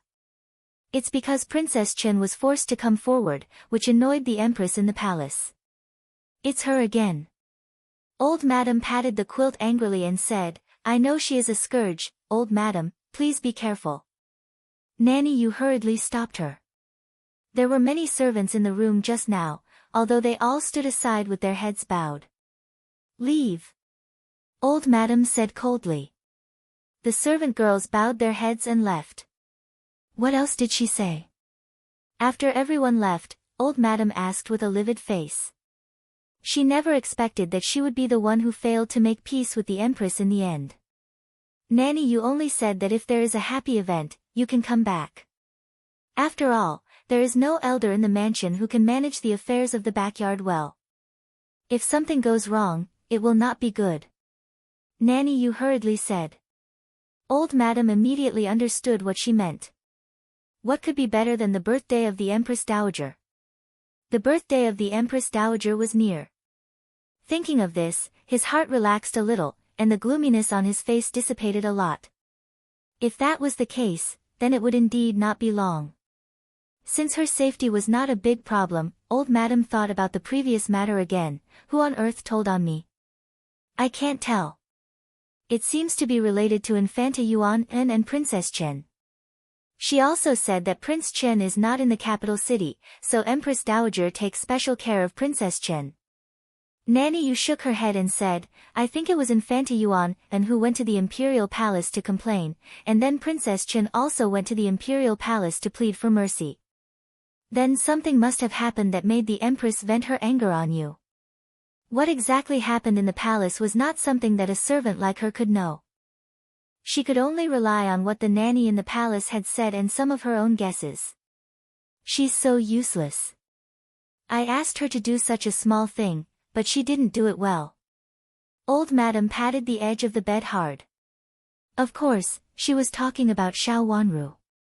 Old madam, what should we do now? Nanny Yu asked. Ask someone to prepare incense and candles first. Tell them that I'm going to the Yuhui nunnery to pray for the affairs of Marquis Xing's mansion for a period of time. Old madam said. Since the Empress did not send an imperial edict, it meant that she had given her face. Even if she was not feeling well at this time, she had to get up immediately. Go to inform Master Ho and ask him to take care of the mansion. Don't be distracted anymore. He should take care of the affairs in the mansion first. As for Huan. Old madam paused for a moment and said, ask Huan to swallow his anger and stop making trouble. We'll talk about it when there's a chance in the future. When her eldest granddaughter married into the prince's mansion and became the princess and then the empress, there would be plenty of opportunities to take revenge in the future. But now it was not the best time. Yes, I know. I'll go and tell Master Ho now, Nanny Yu said. It was better for her to pass on this kind of message, in case the little servant girls did not understand the meaning and passed on the wrong message. Wang Xingxue's matter became less important because of Wang Xingxue's death. Nothing happened to Yan Shi and the servant girl who jumped off the building. It was only Wang Xingxue who had an accident. Everything was focused on the dead Wang Xingxue. As for the others, they were less responsible. Even Ning Kaixian was waiting for the day to be released from prison. She thought that everything was caused by Wang Xingxue. No matter what the reason was, he was the one who did it. Now that he was dead, what else could they do? It was not a good idea to keep Ning Kaixian, an accomplice. As for Ning Xueqing, she was even more innocent. She didn't know anything at all. She was innocent. At most, she would be locked up for a few more days. If they couldn't find out who poisoned Wang Xingxue, she would be released first. At least she had nothing to do with the original matter. No one expected that Ning Xueqing, who seemed to have no connection with Wang Xingxue, would suddenly make a confession. She said that there had always been someone behind Wang Xingxue. She was a concubine, so it was impossible for Wang Xingxue to tell her everything. But she vaguely knew that there was someone behind Wang Xingxue. She said that she saw a stack of large silver notes in Wang Xingxue's hand, which were impossible for Wang Xingxue to get at all. The officials of the Ministry of Justice had been investigating the person behind Wang Xingxue. When they heard Ning Xueqing's words, they immediately became energetic. They went to the Wang's mansion to search it and found a lot of large silver notes. Everyone knew that Wang Xingxue was a poor man. How could he have so many silver notes? Besides, it would be terrible if they continued to investigate the relationship. The minister of the Ministry of Justice sorted out the evidence in his hand and hurried to see the emperor. The emperor was furious in the imperial study. He called Prince Zhou over and scolded him before driving him out. When Prince Zhou went out, his head was still bleeding. At first glance, it was obvious that it was smashed by the emperor. When Prince Zhou arrived at the Empress's Fengyi Palace, the Empress immediately summoned an imperial physician, and there was another panic. Everyone in the palace felt insecure and was afraid of causing trouble. Even their voices were a little lower. Both the emperor's servants and the Empress's servants were very careful. Prince Zhou had angered the emperor and made him very angry. The minister of the Ministry of Justice left after Prince Zhou left. When he walked out of the door of the imperial study, he was sweating all over his head. It was a quarrel between the father and the son. For an official like him, it was a quarrel between the emperor and the minister. No matter which one it was fatal for Prince Zhou. The minister of the Ministry of Justice shook his head helplessly. Prince Zhou's hand really stretched a little too far. Although the silver notes were not pointed directly at Prince Zhou, they were pointed at a steward of Prince Zhou's mansion, who was Prince Zhou. The Minister of Justice's personal steward. The Ministry of Justice had been investigating the poisoning of Wang Xingxue before, focusing on the time when the incident happened, and did not investigate it before. Now with the silver notes, they investigated it again according to the time shown on the silver notes, and they were almost right. The steward of Prince Zhou gave Wang Xingxue a sum of money. Although nothing happened after that, and Wang Xingxue didn't seem to be promising, the poisoning of Wang Xingxue this time seemed to have something to do with Prince Zhou. Of course, the Ministry of Justice also vaguely found that it had something to do with Xiao Jing of Marquis Xing originally. Xiao Jing of Marquis Xing was the most related person, but now Prince Zhou, who had the silver notes as evidence, became the most related person. The Ministry of Justice did not dare to investigate further, so the Minister of the Ministry of Justice cleaned up all the evidence and sent it to the Emperor for the Emperor to make a decision. Prince Zhou was the legitimate son of the Central Palace and had a noble status. It was impossible for him to die for an insignificant person like Wang Xingxue. It depended on the Emperor's opinion. If the Emperor said that he would investigate it, it meant that Prince Zhou could no longer be in the Central Palace, and the Ministry of Justice could continue to investigate it. But if the Emperor did not allow it, it meant that Prince Zhou might be the one. It was impossible for a crown prince to bear such a title. At present, it seemed that the Emperor still had some ideas about Prince Zhou, so he ordered that there was no need to investigate it anymore. The matter of Wang Xingxue would be stopped, and everything would be pushed to Wang Xingxue. As for the others, they were just women, and they could be released. After thinking it through, the minister of the Ministry of Justice shook his head and strode out of the palace. He was still not very optimistic about Prince Zhou. Compared with Prince Zhou was much calmer and composed. Of course, it was not easy to deal with Wang Xingxue's matter. The Emperor only said that one case would end here, but it was not appropriate to end it at this time. Fortunately, there was still the release of the results.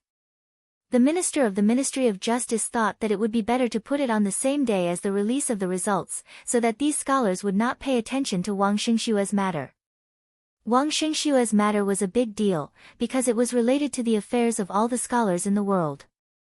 Now they were waiting for the release of the results. Even a small matter became a big deal, and it became the most discussed thing among the scholars waiting for the results. At present, the case had been solved quite quickly, and Wang Xingxue had taken all the blame. Wang Xingxue had set up such a trap because he was jealous of Yan Shi. But now, Wang Xingxue was dead in prison. Was this the end of the matter? The scholars were not convinced, and felt that there was an inside story behind it. Fortunately, the results were released at this time. While everyone was paying attention to their own rankings, they found that Child Yan had actually passed the examination. Not only did he pass the examination, but he was also ranked higher than others. It was a great thing for Child Yan to see the sunrise after the clouds parted. It was a great thing to see the final ranking on the last day of the palace examination. Some people failed the examination and sighed. Some people passed the examination and called their friends happily. They did not pay so much attention to Yan Shi's matter. They were busy with their own affairs, not to mention others' affairs. Moreover, it was Wang Xingxue who made trouble in Yan Shi's matter. Now that he was dead, he could not make trouble anymore. Besides, it was said that he committed suicide. He should have known that he had committed an unforgivable crime, so he did that. Thinking of this, no one paid attention to this matter. Ning Xueqing came out of the prison and squinted at the long-lost sunshine in front of her. Then she turned her head with an unclear look and looked at Ning Kaixian on the other side. Ning Kaixian was not released because she was an accomplice. Chapter 1038. Ning Kaixian was an accomplice. She was spared the death penalty, but she would inevitably be punished. Chong Jun was sent to the border for 3 years. Coincidentally, the two of them met in front of the prison. However, one was released, while the other was going to be sent to prison. Big sister. Ning Xueqing came over and glanced at Ning Kaixian with a faint smile. Ning Kaixian looked very embarrassed. Her hair was still as messy as when she scratched it, and there were still scratches on her face. She looked about 10 years older than before. Chong Jun was sent to the border. For a weak woman like her, it was almost impossible for her to survive. Ning Xueqing, are you satisfied? Ning Kaixian looked at Ning Xueqing with hatred and gnashed her teeth. I'm satisfied. Big sister, your words are really interesting. Why should I be satisfied? Did I ask you to have an affair with Wang Xingxue shamelessly? Did I ask you to help Wang Xingxue hurt people? Did I ask you to do that kind of vicious thing? Ning Xueqing sneered. You bitch. Ning Kaixian cursed with a livid face. It's not up to you to decide whether I'm a bitch or not. Big sister, as a matter of fact, you are the real bitch in the future. Ning Xueqing glanced at the two fierce-looking Yamen runners maliciously and said. It was such a long journey, and there were only 2 Yamen runners. It was really hard to say what had happened. Big brothers, please take care of my big sister along the way. Ning Xueqing bowed sideways to the 2 Yamen runners. If she had enough money, she even wanted to bribe the 2 Yamen runners and ask them to torture Ning Kaixian along the way. She hated Ning Kaixian. If it were not for her, she would not have fallen into such a situation. Although Wang Xingxue was not good, he was her husband, and he had always promised to marry her if he had the chance. She was also waiting for Wang Xingxue's good fortune, but she did not expect that Wang Xingxue would be involved in this matter. It must be Ning Caixian's idea. Ning Kaixian must have seduced Wang Xingxue. Ning Xueqing was caught inexplicably. If she hadn't saved herself, she would have been locked up again. As long as she thought of this, Ning Xueqing gnashed her teeth with hatred. How could she let Ning Kaixian go? You bitch, how dare you! Ning Kaixian also felt that the situation was not good and cursed loudly. Pa! She was slapped hard in the face by a bailiff. He looked at her with a crooked eye. A criminal dares to be so arrogant? Why don't you take a look at yourself first? After saying that, he spat on the ground. This slut needs to be taught a lesson. I hope that the 2 of you will take the trouble to teach her along the way. When I return in the future, I will definitely send you a generous gift. Ning Xueqing smiled. Hearing that there were still benefits to be gained, the 2 bailiffs nodded repeatedly and pulled Ning Kaixian away. Ning Xueqing narrowed her eyes and smiled. Ning Kaixian would never have a chance to come back this time, and she might not even be able to keep her life. She should fall into that kind of dirty and cheap place. She deserved it for letting this bitch steal her man. Fu. Second Mississippi, a timid voice came from behind. Ning Xueqing turned around and saw Dongxing's face. What's the matter, concubine Dong? Ning Xueqing said with a sarcastic smile. Dongxing had also been taken to the Ministry of Justice for questioning. Now that Wang Xingxue was dead, as a concubine with no confidence, she did not dare to go against Ning Xueqing anymore. Second miss, I dare not do it again. Dongxing threw herself in front of Ning Xueqing and cried loudly. Second miss, it's all my fault. It's all my fault. I was blinded and didn't see how good second miss is. I'm sorry for making second miss feel wronged. Don't slap me. If I feel distressed when I see you, what if I come to see you at night? Ning Xueqing snorted coldly. Dongxing trembled with fear and hurriedly stopped. Second miss, I have always been your servant girl. It was your idea at the beginning. Later, although I became a concubine, I had no choice. I didn't mean to make things difficult for you. The internal affairs and money of Prince Yu's mansion were all in Ning Xueqing's hands.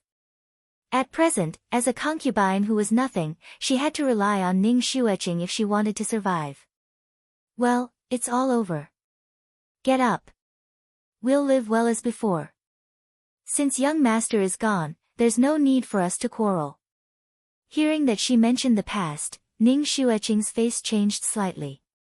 She reached out to pull her up and said in a kind tone. Second miss. Dongxing was so moved that she couldn't even speak. Well, let's go back first. We still have to deal with the affairs of Prince Yu's mansion. It's such a big mansion, but we don't even have a master here. I'm afraid it's already a mess. Ning Xueqing said. Second miss, don't worry. I will definitely help you. The master in the mansion has always been second missus. I'm just a servant girl. Even my life belongs to second Mississippi. How can I have any other thoughts? Dongxing expressed her loyalty. In fact, she was very loyal at the beginning. But in the past 3 years, she had been accompanying Wang Xingxue, so how could she not have other thoughts? But at this time, even if she had other thoughts, she had to put them away. Wang Xingxue was dead. She had no one to rely on and could only rely on Ning Xueqing. Her slave contract was still in Ning Xueqing's hands. In the past, out of consideration for Wang Xingxue, Ning Xueqing would not really sell her. But now, if she was not sensible, Ning Xueqing would definitely not keep her and would even sell her to the dirtiest place. After following Ning Xueqing for so many years, how could Dongxing not know Ning Xueqing's temperament? She also understood that she had to listen to Ning Xueqing at this time. Of course, what had happened in the past was also something that Ning Xueqing did not want others to know. This was also the only thing that Dongxing could control Ning Xueqing with. Wang Xingxue was gone, but Princess Chen was still there. Moreover, she was not the fifth Miss Xiao who had been plotted against at that time. For this reason, Dongxing felt that Ning Xueqing would not really punish her. Well, let's go back to the mansion. Ning Xueqing narrowed her eyes, looked at Dongxing, and then looked at the back of Ning Kaixian, who was being pulled away, and said. Dongxing also thought of the scene just now, and her face suddenly turned pale. She hurriedly lowered her head and respectfully performed her duty as a servant girl. She said in an extremely humble manner, Second miss, please go first. I'll follow you. Ning Xueqing did not say anything this time. She glanced at Dongxing, turned around, and walked out. She did not want to stay at all. She had to go back to the mansion to deal with the affairs left by Wang Xingxue. As for other things, she would deal with them later. Wang Xingxue's mansion was indeed in a mess. Several masters had been arrested, and the servants in the mansion had either left or fled. There were only a few people left. Even those who were left were scrambling to take things in the mansion. When Ning Xueqing came in, she saw two servants fighting over a porcelain bottle.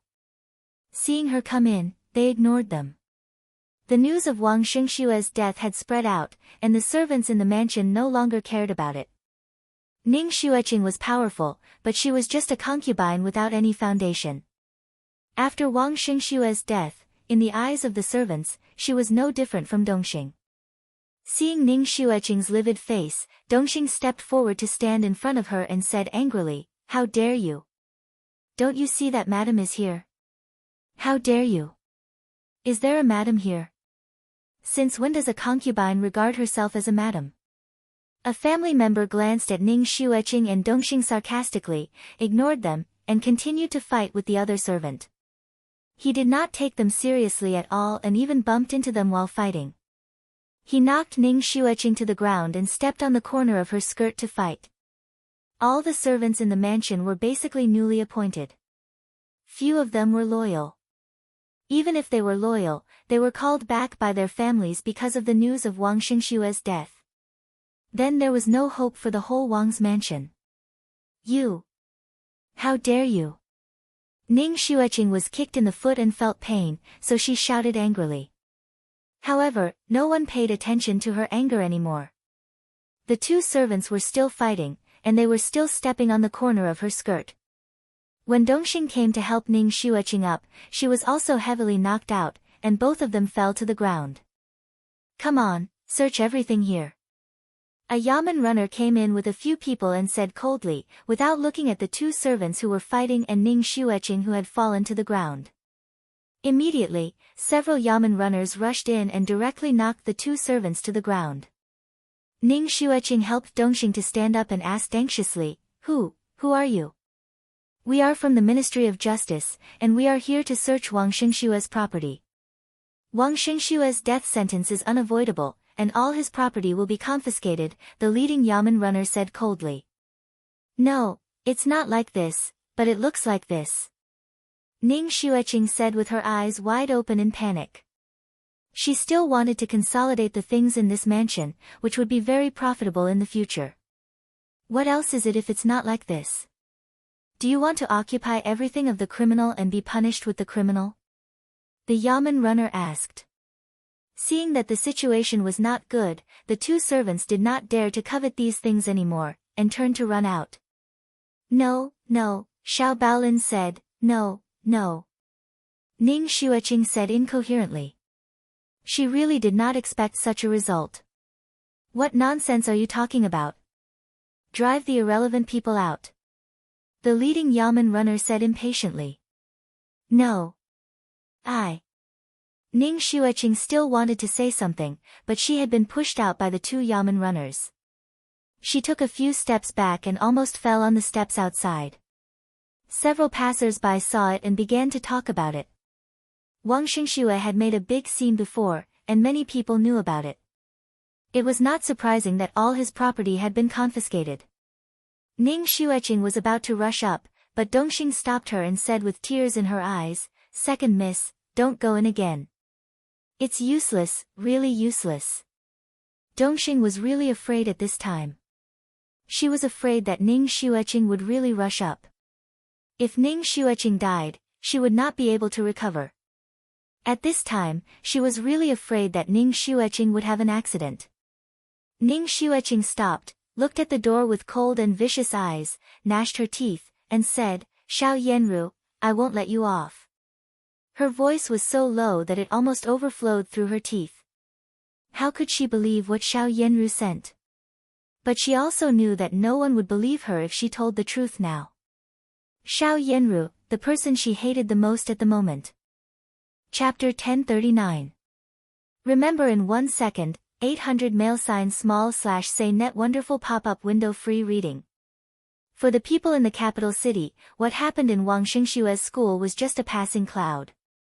No one would care about it. Since Wang Xingxue was dead, this matter was over. Naturally, no one would pay attention to Ning Zaixian's exile, nor would they care about Ning Xueqing's homelessness. As for the deal between Ning Xueqing and Xiao Yanru, no one would know. No one thought that Ning Xueqing would reveal that there was someone behind Wang Xingxue. This matter was covered up by some people with ulterior motives and did not cause any disturbance. Only some big aristocratic families had some vague news and knew that Wang Xingshue's death seemed to have something to do with Prince Zhou. The news that Prince Zhou's head had been smashed by the emperor also spread silently among the aristocratic families and powerful ministers. Yan Shi became the third Tanhua scholar in this circle.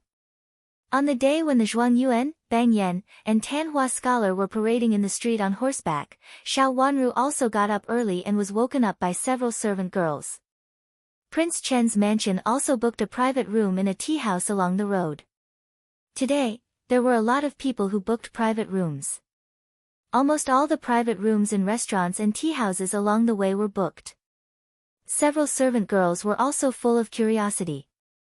3 years ago, when they were in the Yuhui nunnery, they did not see that year's parade on horseback. 3 years later, they finally had such an opportunity to see such a grand event, so the servant girls were very attentive. Not only the servant girls, but Zhang Qilan also made an appointment with Xiao Wanru. It was also she who asked Xiao Wanru to book a private room. She would bring Luo Xiaowan over to join in the fun. Xiao Wanru was also in a good mood. Chu Luqian had replied that he was coming back. Calculating the time, it should be time for him to return. If he returned quickly, he could catch the Empress Dowager's birthday. This made Xiao Wanru feel inexplicably at ease. In the last life, something happened on the Empress Dowager's birthday. In this life, although she was prepared, she was still a little uncertain. It was best for Chu Luqian to come back. After all, he was the only one who could really talk at that time. As for the matter of Princess Yutao or Princess Yuyan, Chu Luqian also mentioned it a little, but did not go into detail.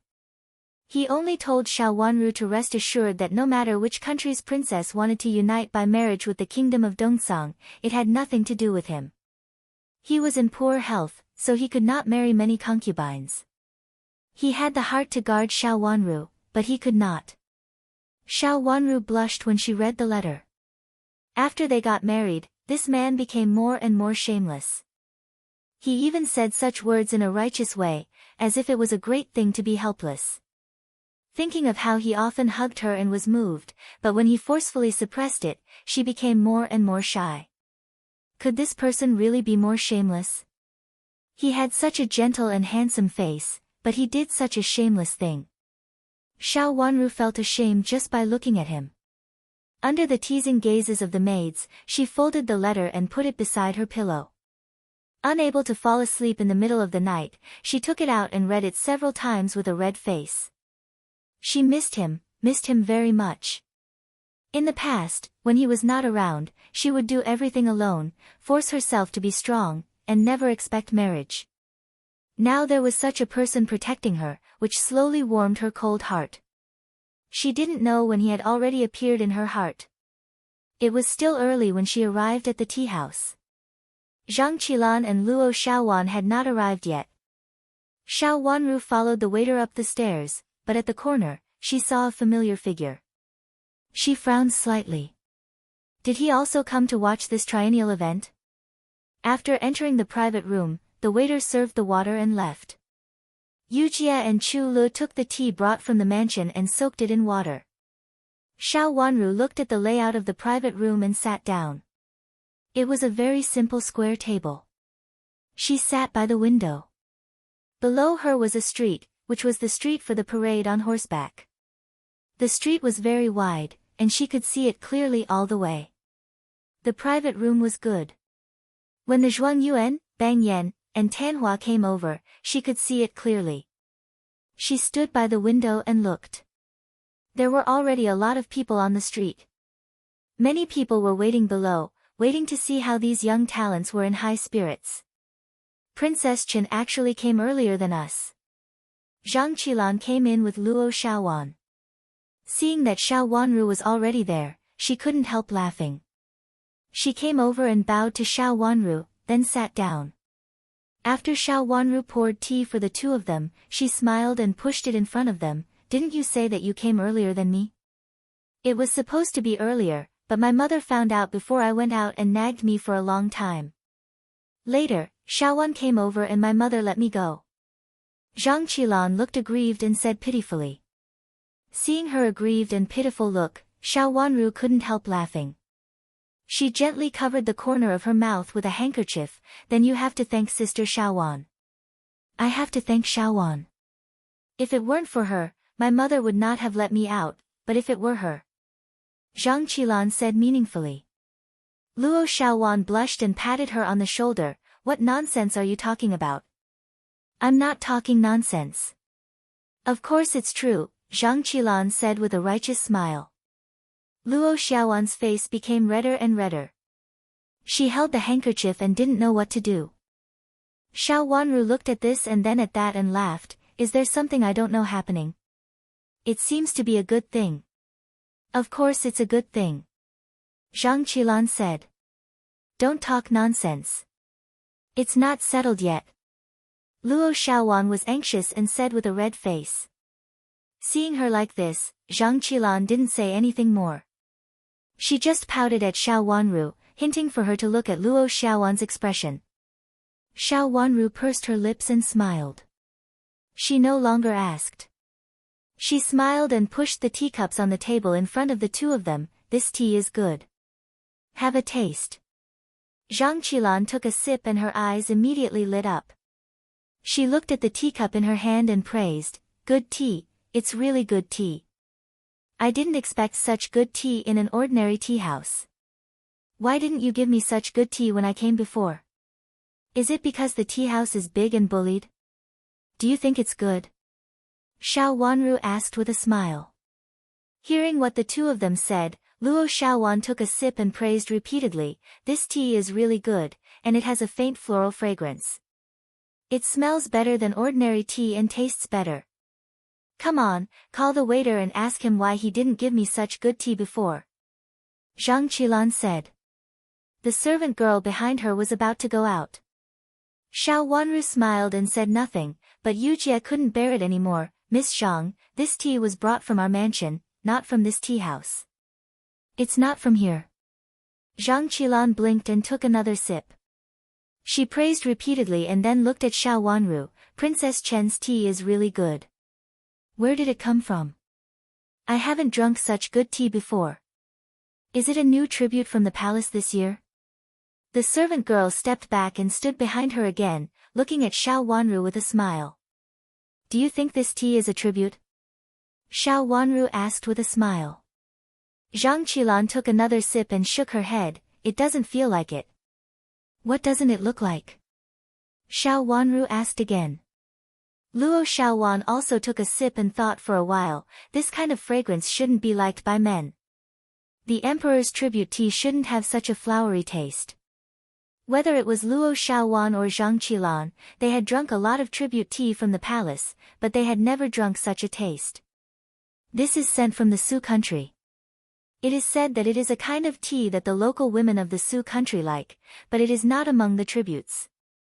It is only for women. In fact, the most outstanding thing here is not the tea, but the fragrance mixed with the tea. Xiao Wanru smiled slightly and said with her eyes slightly raised. Zhang Qilan nodded again and again. Yes, that's the reason, but the fragrance of the flowers and the taste of the tea are not like ordinary scented tea. There are no flowers right now, but the fragrance seems to be soaked into the taste of the tea, as if it is natural. I don't know how the taste of the tea and the taste of the flowers are mixed so well. This should be an autocratic method of the Su country. Xiao Wanru said. That's not right. How did this tea from the Su country come to you? Could it be sent by Prince Chen on purpose? Zhang Qilan teased. Xiao Wanru coughed in a low voice and said, some were indeed sent with the Empress Dowager's letter before. This was given to me by the Empress Dowager. You mean that Prince Chen gave it to the Empress Dowager, but not to you? Zhang Qilan blinked, lowered her voice and asked with a smile. The meaning of teasing was obvious. Luo Xiaowan, who was on the side, couldn't help laughing. Of course I gave it to the Empress Dowager, so I got my tea. Xiao Wanru nodded and admitted it seriously. However, the smile in her watery eyes made her eyes look more charming, which matched with her delicate facial features. She was elegant with a seductive charm. Zhang Qilan's heart skipped a beat. Although there was still a smile on her face, the smile in her eyes slowly faded. There was something in her heart. She originally thought that she didn't care, but now she inexplicably thought of it and felt very uncomfortable. What's wrong? Sensing that Zhang Qilan's smile was forced, Xiao Wanru asked with concern. I'm fine. I just remembered what my mother said to me before. Alas, people who don't know will think that I'm not her biological daughter. Zhang Qilan's face was bitter and she said helplessly, she always asks me to pay attention to this and that. This is not allowed and that is not allowed. She said it as if I'm willing to marry her. If it's always like this, how can I live? Her marriage with Prince Yu was coming, and it was even more difficult for her to go out now. Except here, almost all diplomatic activities were restricted. Every time she thought of this, Zhang Qilan felt depressed. In fact, she just wanted to wander around freely and didn't want to do anything out of line, but her mother didn't allow it. It was as if it was a big thing for her to go out of line.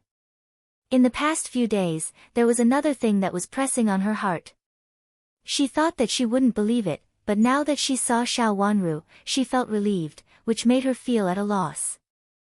Chapter 1040. Cheers suddenly came from the street outside the window. They all stood in front of the window and looked out. At this time, no one cared about the girls who opened the window to watch the fun openly. Originally, this was not the time to be harsh. Compared to opening the window to watch the fun, more women threw handkerchiefs, flowers, sachets, and other small things down. Some were even more excited and directly threw down the hair ornaments that were attached to their hair. Along the way, there were thunderous cheers. The most excited ones were the girls. They were very restrained in the past, but at this time, they were very excited. The top scorer of this round was a middle-aged man, who looked to be in his 30s or 40s. He didn't look young either, but the third place made many girls scream again and again. Yan Shi was the youngest of the three, and also the best-looking one. He seemed to be in high spirits and was very eye-catching. Although there were two more top scorers and top scorers who were ranked above him, he was the one who received the most attention. Xiao Wanru's eyes also fell on Yan Shi, and she couldn't help but sigh with emotion. In the last life, the two of them had lost their reputation at this time. Even though she was a girl, she suffered more losses and was criticized by thousands of people. Yan Shi didn't get any better and was directly banished. Now, the fate of the two of them had changed. Yan Shi seemed to sense Xiao Wanru's gaze and happened to look up. Their eyes met silently, and Yan Shi directly cupped his hands to the horse with gratitude in his eyes. If it weren't for Xiao Wanru's reminder, he might still be in prison. For this, he was very grateful to Xiao Wanru. If it weren't for the fact that Xiao Wanru was now Princess Chen, it would be inconvenient for him to come to thank her. Xiao Wanru smiled slightly and didn't do anything else. Princess Chen, is this third place saluting you? Zhang Qilan looked back at Xiao Wanru curiously and asked. She felt that the third place's gaze turned here, but when she looked back, she saw that Xiao Wanru didn't react, so she couldn't figure it out for a while. Maybe he saw us. Did he just now? I was looking at the top scorers in front of me just now, so I didn't notice this third place. Xiao Wanru said gracefully and turned her eyes back to Yan Shi. At this time, Yan Shi had turned her eyes back to the passers-by in front of the horse and smiled at them. I thought he was looking at Princess Chen. Zhang Qilan laughed. Luo Xiaowan was stunned and looked at Xiao Wanru. Did the Tanhua prince just now look at Princess Chen? Just now, she also noticed that the Tanhua man was looking at her. She originally thought that the Tanhua man was looking at her, but when she looked at him, she found that he was looking behind her. I don't know. Did Tanhua see me just now? Maybe he met me when I lived in Marquis Xing's mansion, Xiao Wanru said indifferently. She didn't want anyone to know about what happened between her and Yan Shi. In his previous life, the two of them could be said to have become friends. It was just that this feeling was very mysterious. No one would believe it even if he said it out loud. Instead, it made people feel suspicious. the two of them took a different path from the previous life. In this life, there would be no other involvement. Maybe he met Princess Chen in Marquis Xing's mansion. I heard that child Yan used to live in Marquis Xing's mansion, so he moved out recently.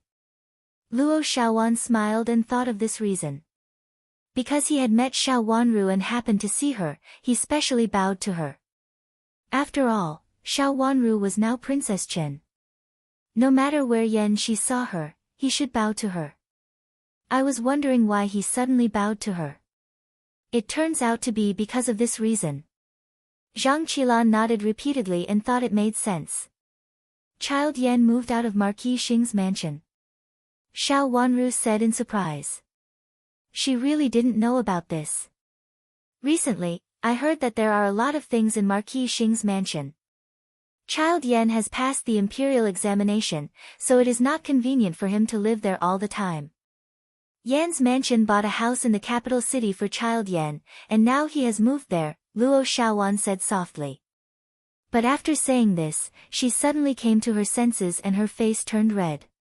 Zhang Qilan put her head in front of Luo Xiaowan and said proudly, "You said it was nothing. Look, you already know it like this, but you said it was nothing." Xiao Wanru looked at the two of them with a smile. What they said when they came in made her feel that Luo Xiaowan should reconsider the marriage. At present, it seemed that they were still talking about Yan Shi, which was really surprising, but also seemed to be expected. Luo Xiaowan's matter had been so serious. Now it was said that it had been resolved, but it was estimated that she would not be able to marry into several aristocratic families in the capital city. If she married outside, young Madame of Marquis Yangxiu, who doted on her daughter, would definitely not agree. It was indeed the best way to find a son-in-law. Yan Shi was also the most outstanding one in this year. Although she had some connection with Marquis Xing's mansion before, it was gone now. Yan Shi's parents were not around. If she married into Marquis Xing's mansion, they would be a young couple. It was the best for Luo Xiaowan, who had always been weak. What nonsense are you talking about? It's nothing. Luo Xiaowan blushed and could hardly raise her head. My mother also said that I should be as steady as you. She said that you were also discussing marriage and asked me to learn from you. Look, I'm pretending in such a short time. Zhang Qilan made a fuss and said with a smile. Luo Xiaowan was so shy that she couldn't even speak. Well, don't make fun of Sister Xiaowan. You are going to get married soon. Xiao Wanru persuaded her with a smile. She turned around and pulled her to look down. The bustle below had already moved forward, and there were more people following along the way. When you get married, there will be more people watching. At that time, Sister Xiaowan and I will also book a private room and watch your sedan chair go there. What's so interesting about my bustle? It's the same thing. Haven't you experienced it yourself? Zhang Qilan said weakly. His words changed the topic that he had just been talking about. After watching the bustle, the three of them returned to their seats. Luo Xiaowan didn't care about her blushing shyness and asked with concern, Qilan, is there anything wrong? I heard that Prince Yu is handsome.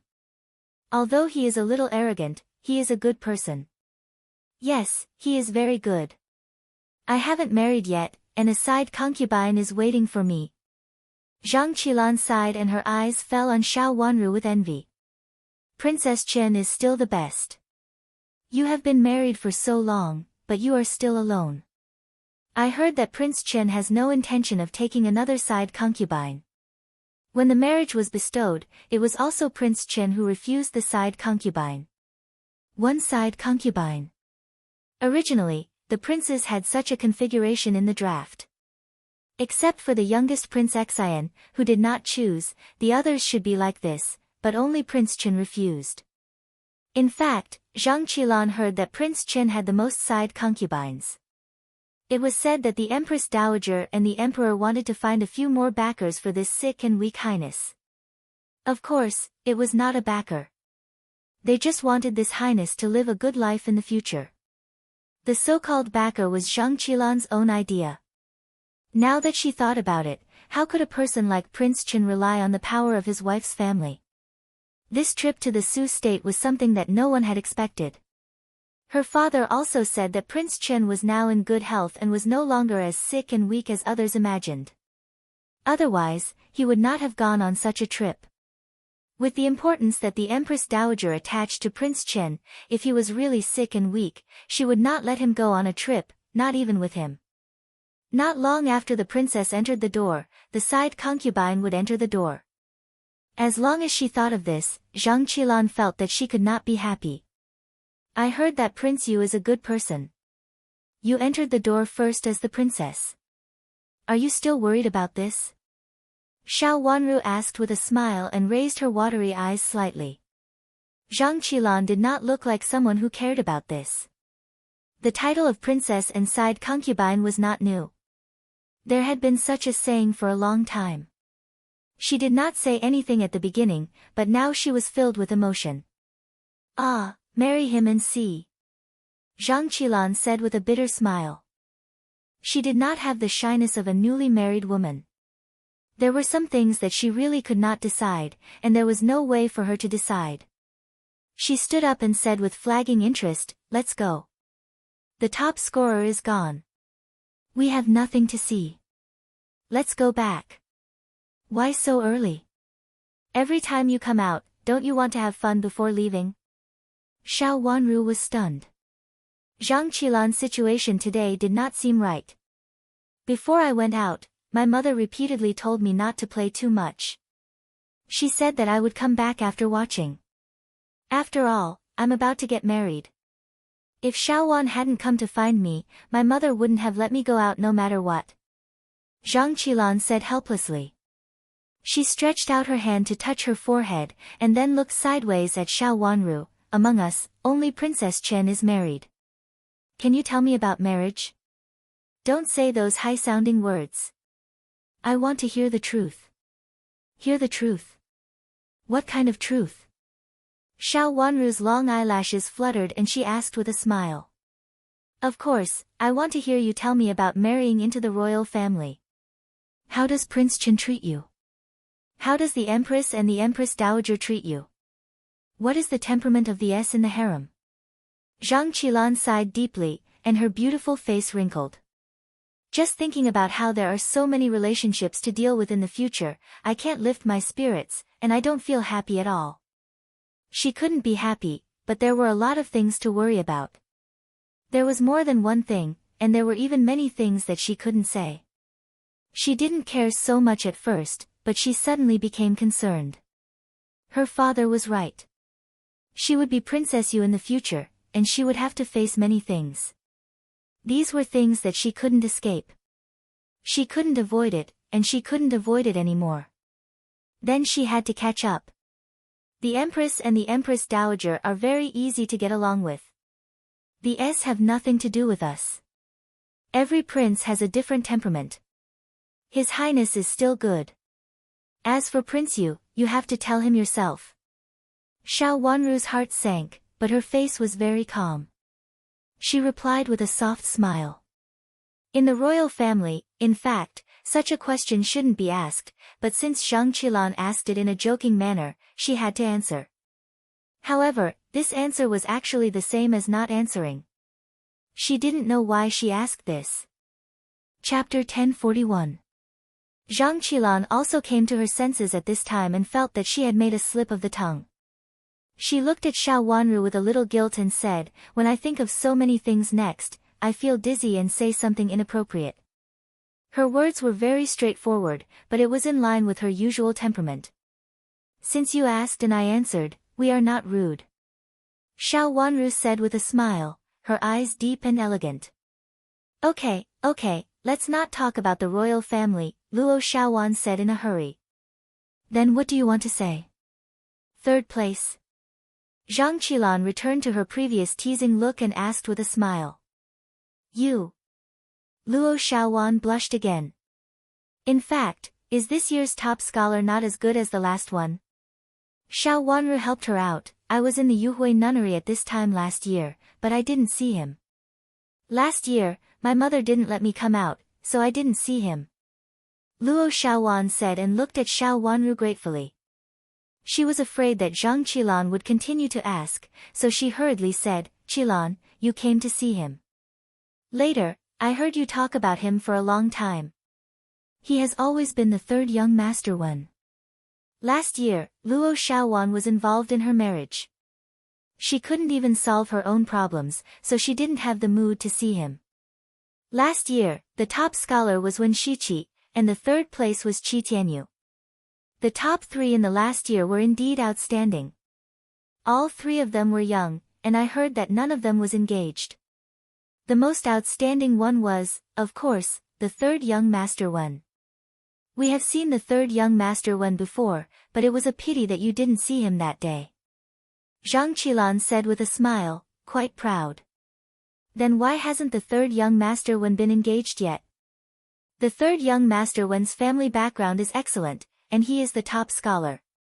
In the future, after the Prime Minister retires, he may have a great momentum. Why hasn't he been engaged yet?" Luo Xiaowan was curious. Looking at the lively scene outside, she was a little worried. She had seen Wen Shiqi several times in the past. He was indeed a romantic. She only thought about such a person in her heart, but she didn't dare to have too many delusions. With the family background and character of the Prime Minister's mansion, she didn't deserve him. "I heard that third young master one was unwilling." Zhang Qilan hesitated. "Third young master one isn't young anymore. Many people his age are already married.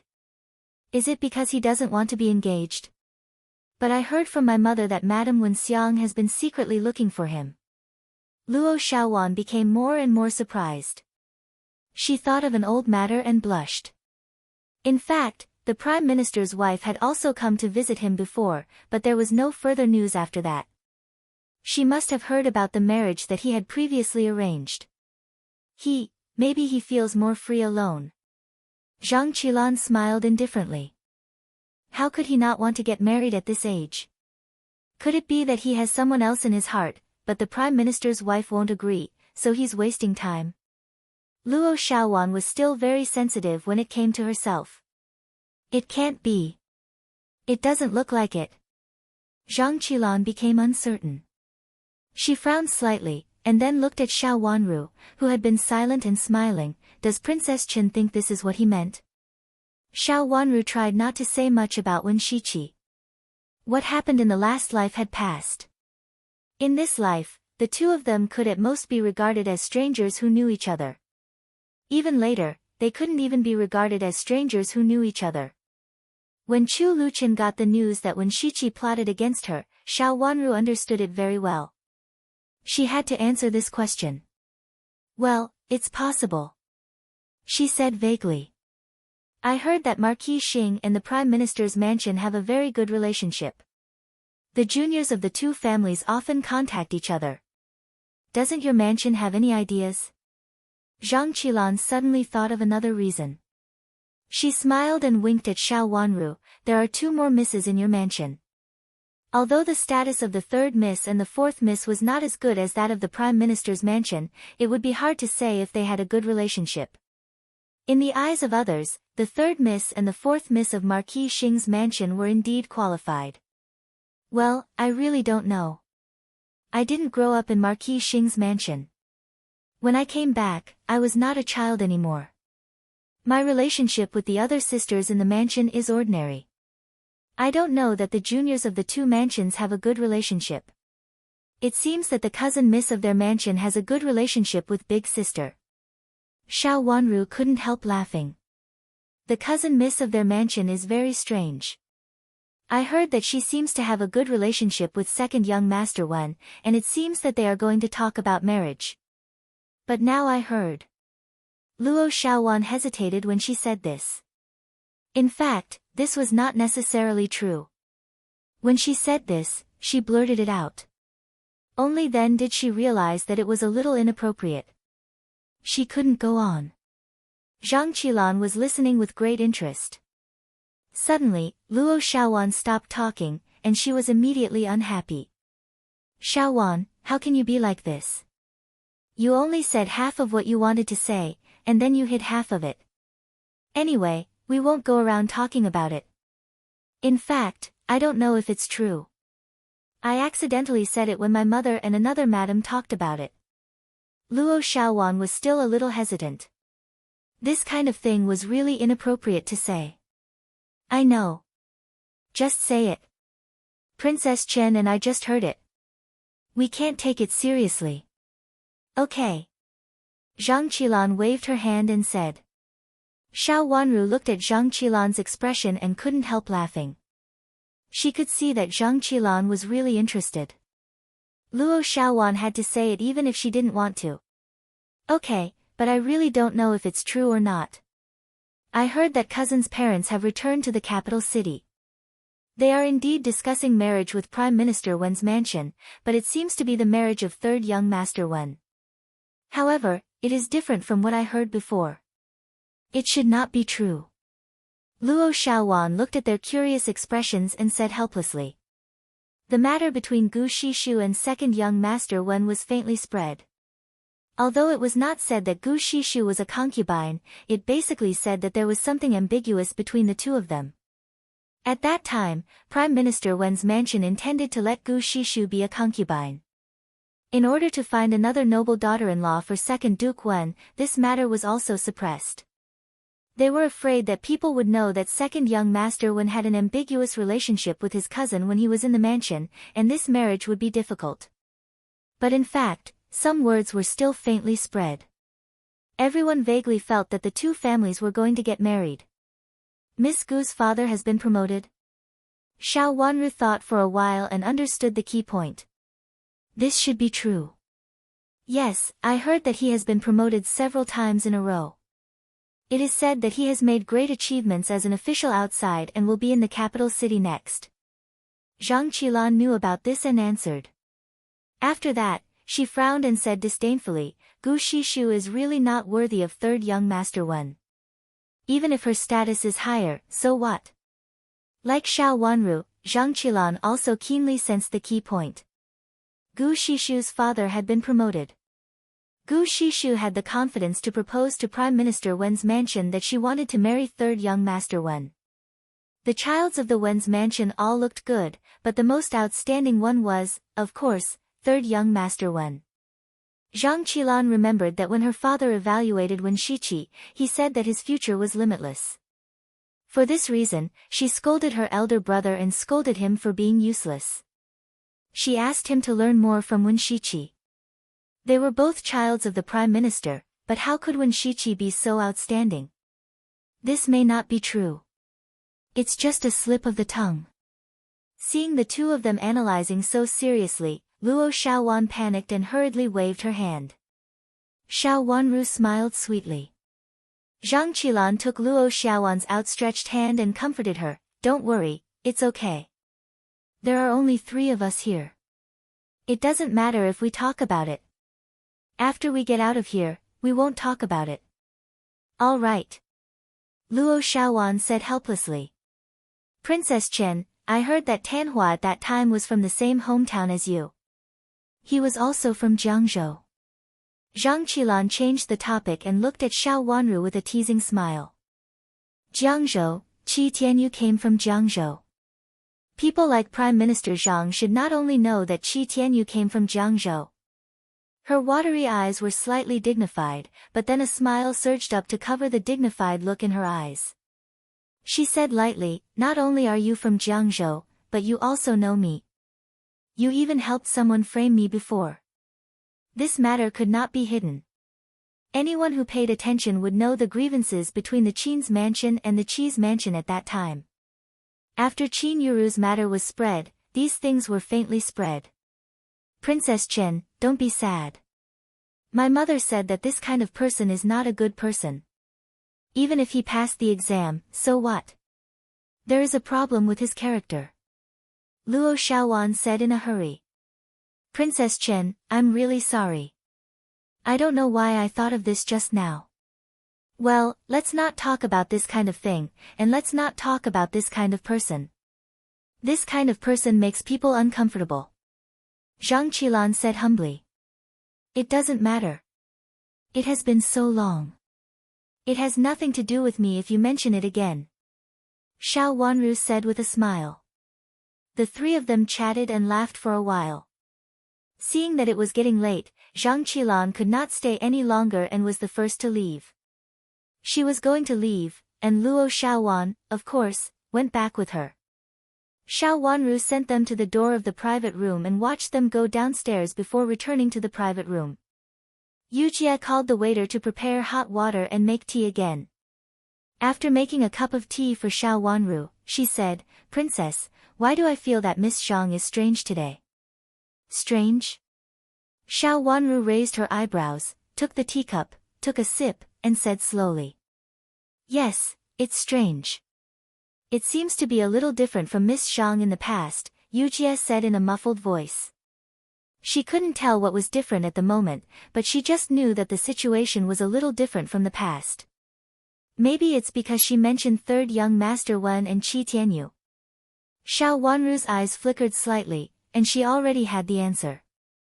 Yes, it's these two places. They seem to be different, as if she did it on purpose. Yujie's eyes lit up and she nodded repeatedly. At that time, I felt that these two places were particularly strange. Miss Zhang should not have said such things in the past. Maybe she was in a bad mood because she was locked up today. Xiao Wanru laughed. Excuse me, is it Princess Chen inside? There was a sudden knock on the door. Several people in the private room immediately quieted down and stared at the door in astonishment. Chapter 1042. After Xiao Wanru's signal, Chu Lu went out to open the door. Seeing a handsome servant standing outside the door, she didn't recognize him at the moment. After looking him up and down, she asked, "What's the matter?" "It's really you, Your Highness." "What a coincidence. Marquis Xing just said that he saw you coming and asked you to go to the last private room." The servant smiled and pointed to the innermost private room. "Is the Marquis inside?" Chu Lu looked him up and down again and said, "I haven't seen you before." "It's normal that you haven't seen me before. I have been traveling outside and seldom go back to the mansion. I help the Marquis with part of the affairs outside." The servant explained with a smile without taking it seriously. In other words, the person in front of her was not only a servant but also the supervisor of the outer court. There were few people in Marquis Xing's mansion who had become the supervisor of the outer court at a young age. At least, Chu Lu had never seen such a person. Hearing his words, she looked him up and down carefully before saying, "Wait." After saying that, she turned around and closed the door, shutting the servant outside. "Miss, why is the Marquis here?" Yujie, who was inside, had heard the sound and asked in surprise. Women were always most enthusiastic about watching the three tripods Jia. Xiao Jing didn't have a daughter by his side, so it was impossible for him to come here with his daughter. "Let's go and have a look." Xiao Wanru smiled slightly. When she saw the figure before, she thought it was Xiao Jing. He was so round that she thought it was him from a distance. She didn't understand why Xiao Jing specially came to call her. But since she was here, she had to go and have a look. When she opened the door again, the servant outside the door was still waiting with a smile. Seeing Xiao Wanru come out, he hurriedly stepped forward and bowed extremely respectfully. She really didn't know him. She raised her eyes slightly and said, "Let's go." The servant led the way in front of them to the innermost private room. When they reached the door, he said to the inside, "Marquis, Princess Chen is here. Let her in." There came a low cough from inside, and then Xiao Jing's voice came out. The manservant gently pushed open the door, then retreated to the side. He stretched out his hand and said, "Princess Consort, please." When Xiao Wanru entered the private room, she saw not only Xiao Jing but also a woman in her 30s. She looked charming and a little shrewd. She was sitting beside Xiao Jing in a friendly manner. Seeing Xiao Wanru come in, she hurriedly stood up and stepped aside. Her actions showed a sense of flirtatiousness. Although she stood behind Xiao Jing with a smile, it still made people feel a little surprised. "Greetings, second uncle." Xiao Wanru took 2 steps forward and said. With her current status, there was no need for her to bow to Xiao Jing. Xiao Jing stood up and said with a laugh, I thought I saw you before, so I asked the manservant to ask. It really is Princess Chen. If you are bored staying in the mansion alone, you should go out more. After Xiao Jing finished speaking, he waved to the woman next to him and introduced her, Yi Hanyang, come and greet Princess Chen. Greetings, Your Highness. Anyang walked over gracefully and bowed to Xiao Wanru. At ease. Xiao Wanru said after sitting down. Then she looked up and down at the woman in front of her and asked in confusion, Second uncle, this is, Yi Hanyang is a person with a bitter life. It was only when I met the Marquis that I was pulled out of the mire. In this life, I only wish to serve the Marquis in this life. Yi Nyang said in a low voice. Chu Lu and Yu Jie's faces darkened. Both of them could tell that this woman was Marquis Xing's mistress. Marquis Xing's mistress had nothing to do with their master. Now she was sent to the princess. What was her opinion? Did she want the princess to take her to the public? Just now, the misses of Prime Minister Zhang's mansion and the misses of Duke Yangxiu's mansion were watching the show with me. Second uncle, why didn't you come to call us earlier? We could have watched the show together. But it doesn't matter. They will come back after buying flowers. Xiao Wanru withdrew her gaze and didn't pay attention to Yi Nyang. She waved her hand and motioned for her to step back, as if she was no longer interested in her. Yi Nyang was stunned for a moment. She didn't expect that Xiao Wanru didn't pay attention to her. When she entered the door just now, she was obviously very curious. It turns out that the misses of the other two mansions are here. Although second uncle is their elder, he is still an outsider. It's not convenient for him to meet them at this time. Xiao Jing hesitated for a moment and said. Of course, he didn't want to meet the two misses. After going upstairs, he looked back and saw Xiao Wanru enter the private room, so he asked someone to keep an eye on that private room. Later, he saw the other two misses come and then leave, so he asked his servant to invite Xiao Wanru over. Yi Nyang in front of him was indeed his mistress. He originally wanted to start with Xiao Wanru. But if there were outsiders, it was really inconvenient. Then I go back first? Xiao Wanru asked. Your Highness, please go back first. I'll let you meet Yi Nyang next time. Xiao Jing said helplessly. He had to waste such a good opportunity. At this time, Yi Nyang couldn't meet outsiders. Second uncle, I'll go back first. Xiao Wanru stood up and said with a smile. Your Highness, please. Xiao Jing had to say. Xiao Wanru nodded to him and didn't look at Yi Nyang, who was standing aside in embarrassment. She turned around and walked out and returned to the door of her private room. After entering the private room, Yu Jie and Chu Lu finally calmed down. What does the Marquis mean? What does he want to do? He brought an outsider to the princess. Does he want the princess to clear her name? Yu Jie said angrily. Chu Lu was also very angry. How can Marquis do such a thing? Even if someone knows this kind of thing first, it should be old madam of the mansion. How can he turn to the princess? How will others think of the princess? It's too much. At first glance, Xiao Wanru could tell that Yi Nyang was not a good person. She was obviously an outsider, but she acted like a madam of a big family. She even wanted to force her way in from the princess's side. She didn't know whether she was shameless or not. At the moment, Xiao Wanru was very calm. When she connected the dots, she figured it out. It turned out that Yi Nyang was Xiao Jing's mistress. It was said that Madame of the Jiang family had been looking for her but had not found her. It should be because Xiao Jing was very careful and seldom went to the mistress's place that Madame of the Jiang family could not find her. Unexpectedly, Xiao Jing brought her to her. It seemed that Xiao Jing had other plans. In the last life, Xiao Yanru was furious because of this woman. Unexpectedly, in this life, she appeared again.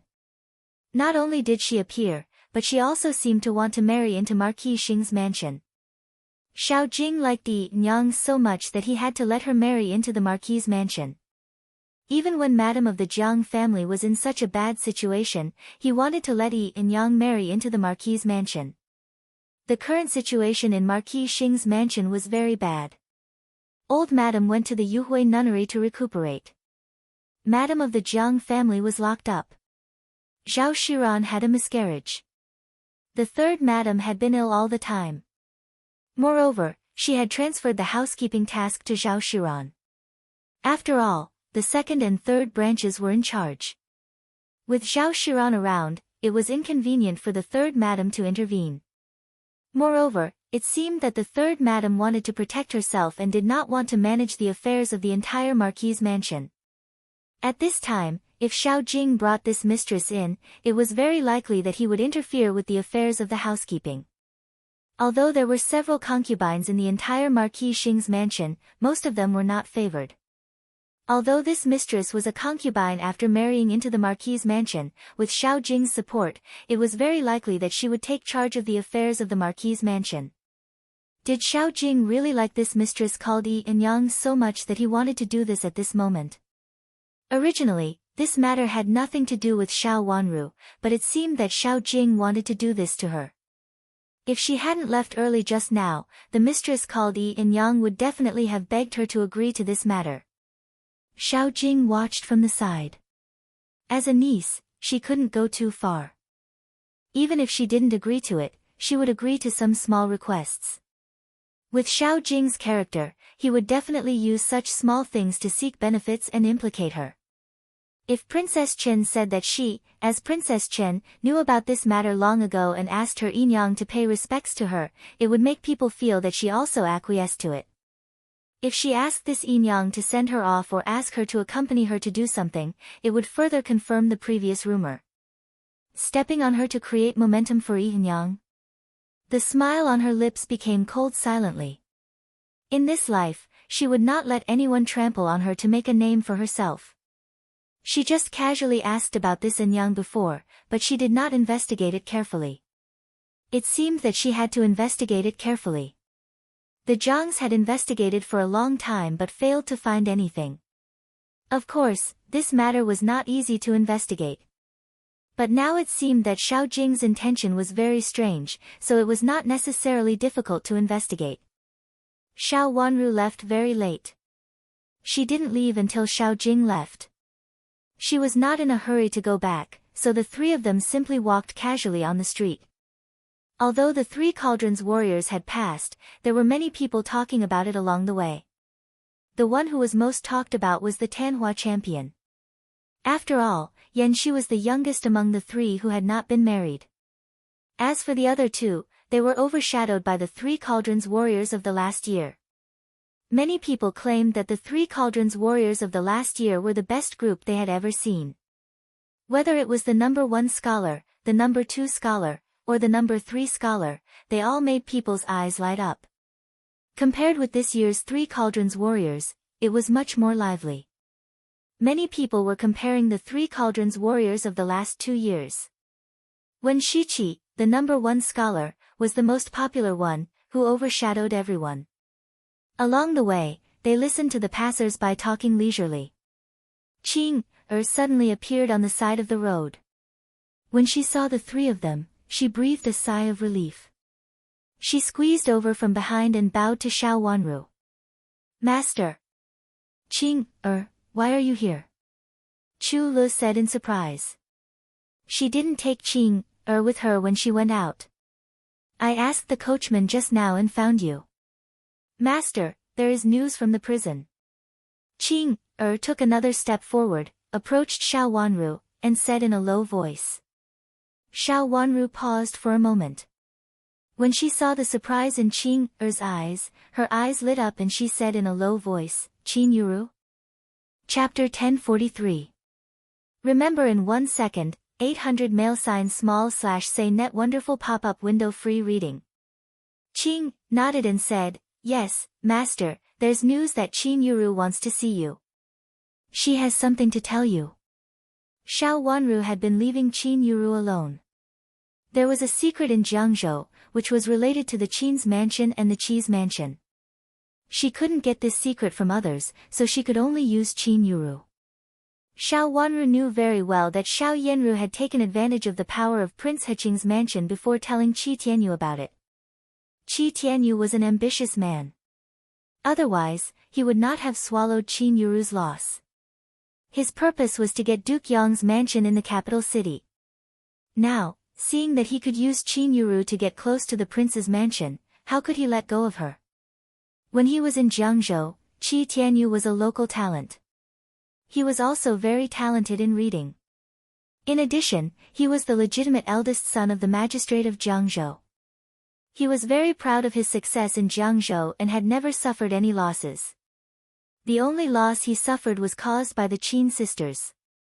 But even so, everyone in Jiangzhou gave him a thumbs up when talking about him. Now that he was in the capital city, the once famous talent in Jiangzhou was somewhat unknown compared to the other outstanding talents. Even though Qi Tianyu was now a Tanhua, his official career had always been ordinary. The help he could provide in Jiangzhou was too little, almost negligible. If Qi Tianyu wanted to make a name for himself, he could only climb up by himself. Qi Tianyu wanted to mend his relationship with the Qin clan. If he could get Qin Huayong's help, it would be a good thing for Qi Tianyu. Unfortunately, he was not Qin Huayong's biological daughter. His wish to marry into the Qin clan was in vain. It was impossible for no one to mention his marriage. It was most likely that he did not fancy it. Yan Shi became the third flower. Coincidentally, Luo Shaowan of Duke Yangxiu's mansion had just lost her engagement, so she immediately went to propose this marriage. She also came to the capital alone. Qi Tianyu naturally encountered the same thing as Yan Shi. He had not gotten married for a long time, so he must be looking for another noble lady. Unfortunately, his reputation had become a joke because of Qin Yuru.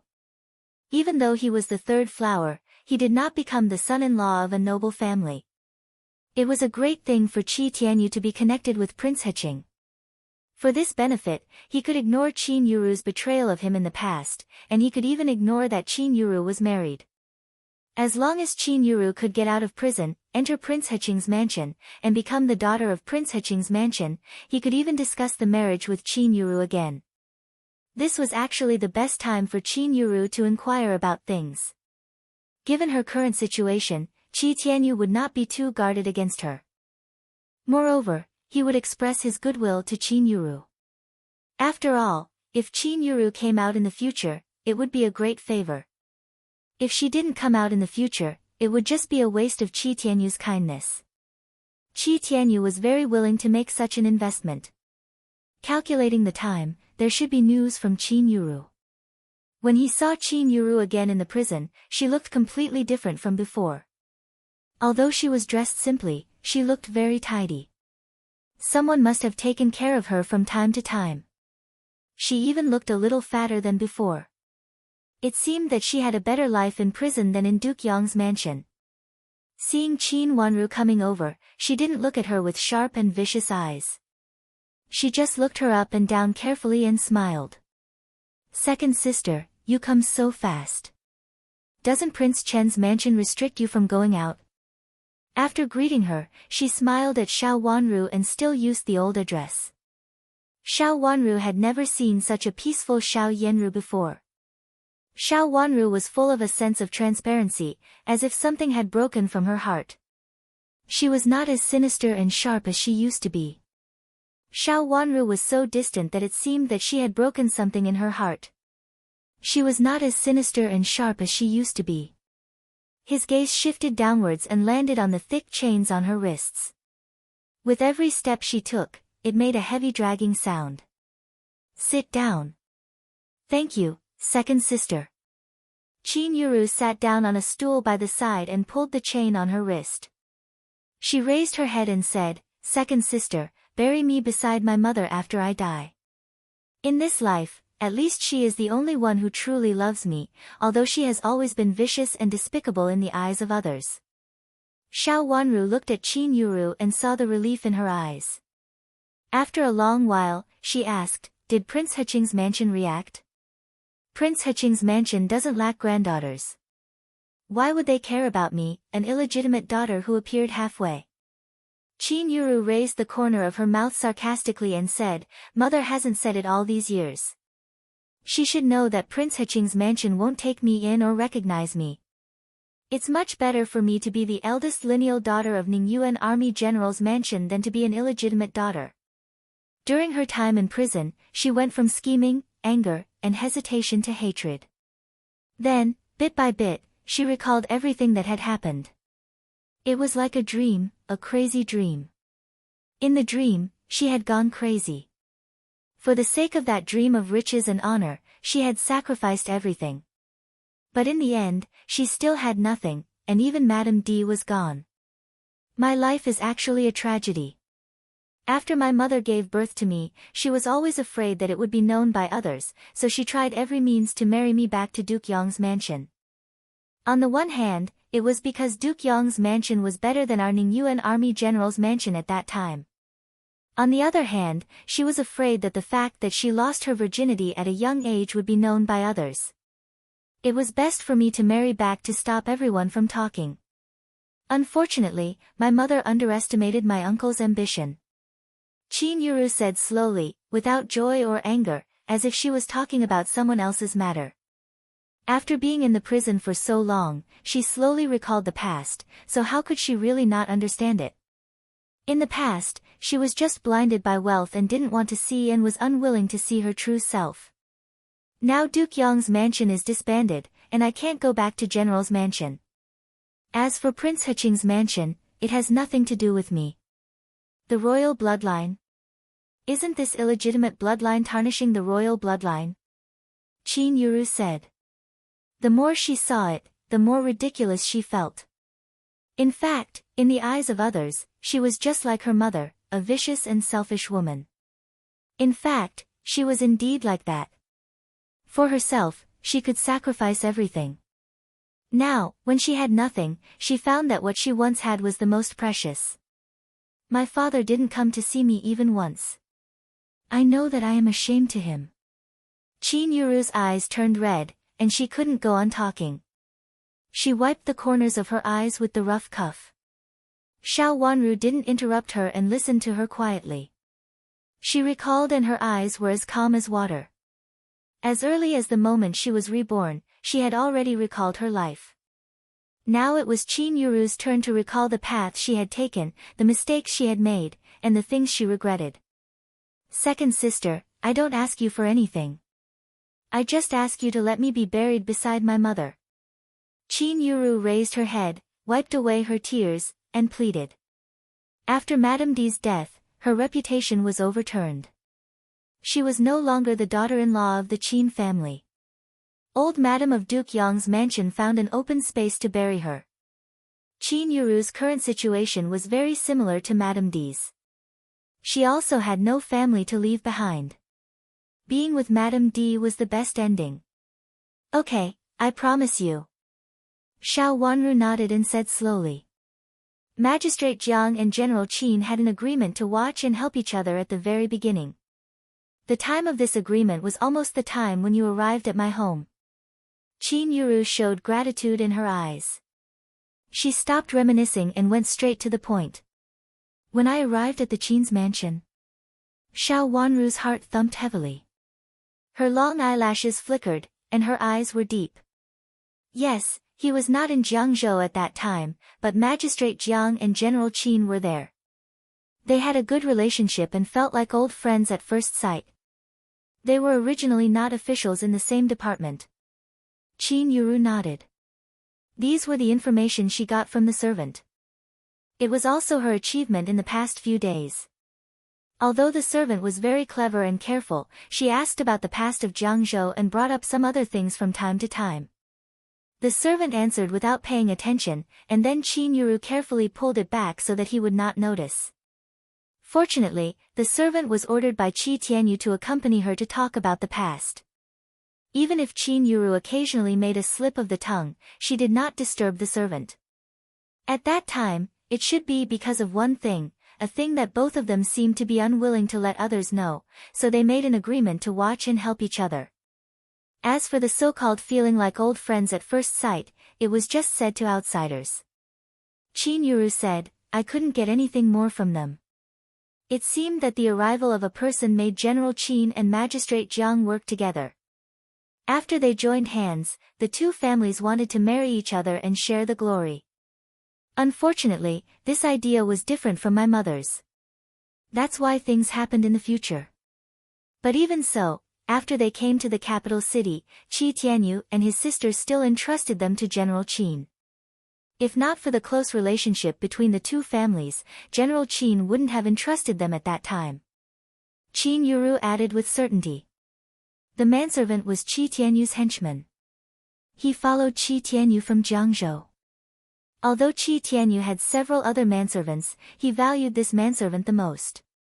Some affairs in Jiangzhou were handled by this manservant, including the letters between Qi Tianyu and Magistrate Jiang, the gifts they exchanged, and even some other private matters. However, the servant was very tight-lipped and didn't mention these things. He only interrupted Qin Yuru when she recalled the old things in Jiangzhou. At other times, Qin Yuru listened.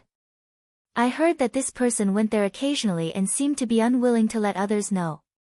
Moreover, this person was in a high position, so they didn't dare to offend him.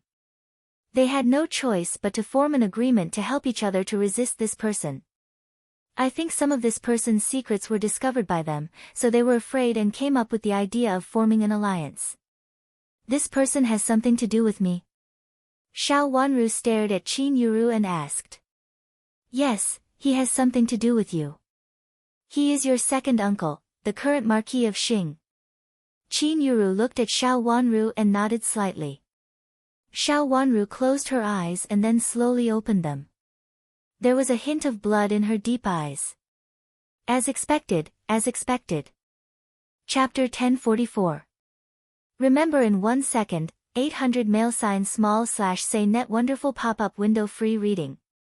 After talking with Xiao Yanru and returning to Prince Chen's mansion, Xiao Wanru sent everyone out. She sat quietly and sorted out all the news. Xiao Jing had gone to the border. At that time, the border was suppressing a rebellion. His parents had taken the young Xiao Jing and joined the army incognito. At that time, the army had been mobilized and he had gone to Qin Huayong's place. He had moved into the Qin manor and met old Madame Qin. The war was not going well. Her father wanted to send her and her pregnant mother away, but they were separated by the rebels. She was found by her father, but her mother disappeared. Then, her father died for Qin Huayong. Before he died, he entrusted her to be his second daughter. After the rebellion was quelled, Qin Huayong was appointed to Jiangzhou, which was not far from the rebellion, and became the Ningyuan Army General of Jiangzhou.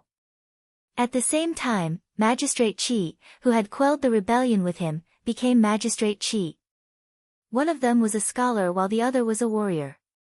They managed the affairs and military affairs of Jiangzhou and guarded there. After his mother was separated from him, he didn't know what happened to her. All her maids died. She might have been frightened and lost her mind. At this time, she was found by someone sent by Duke Xing's mansion and sent back to Duke Xing's mansion. After giving birth to his younger brother, Xiao Yuanhao, in Duke Xing's mansion, she also died.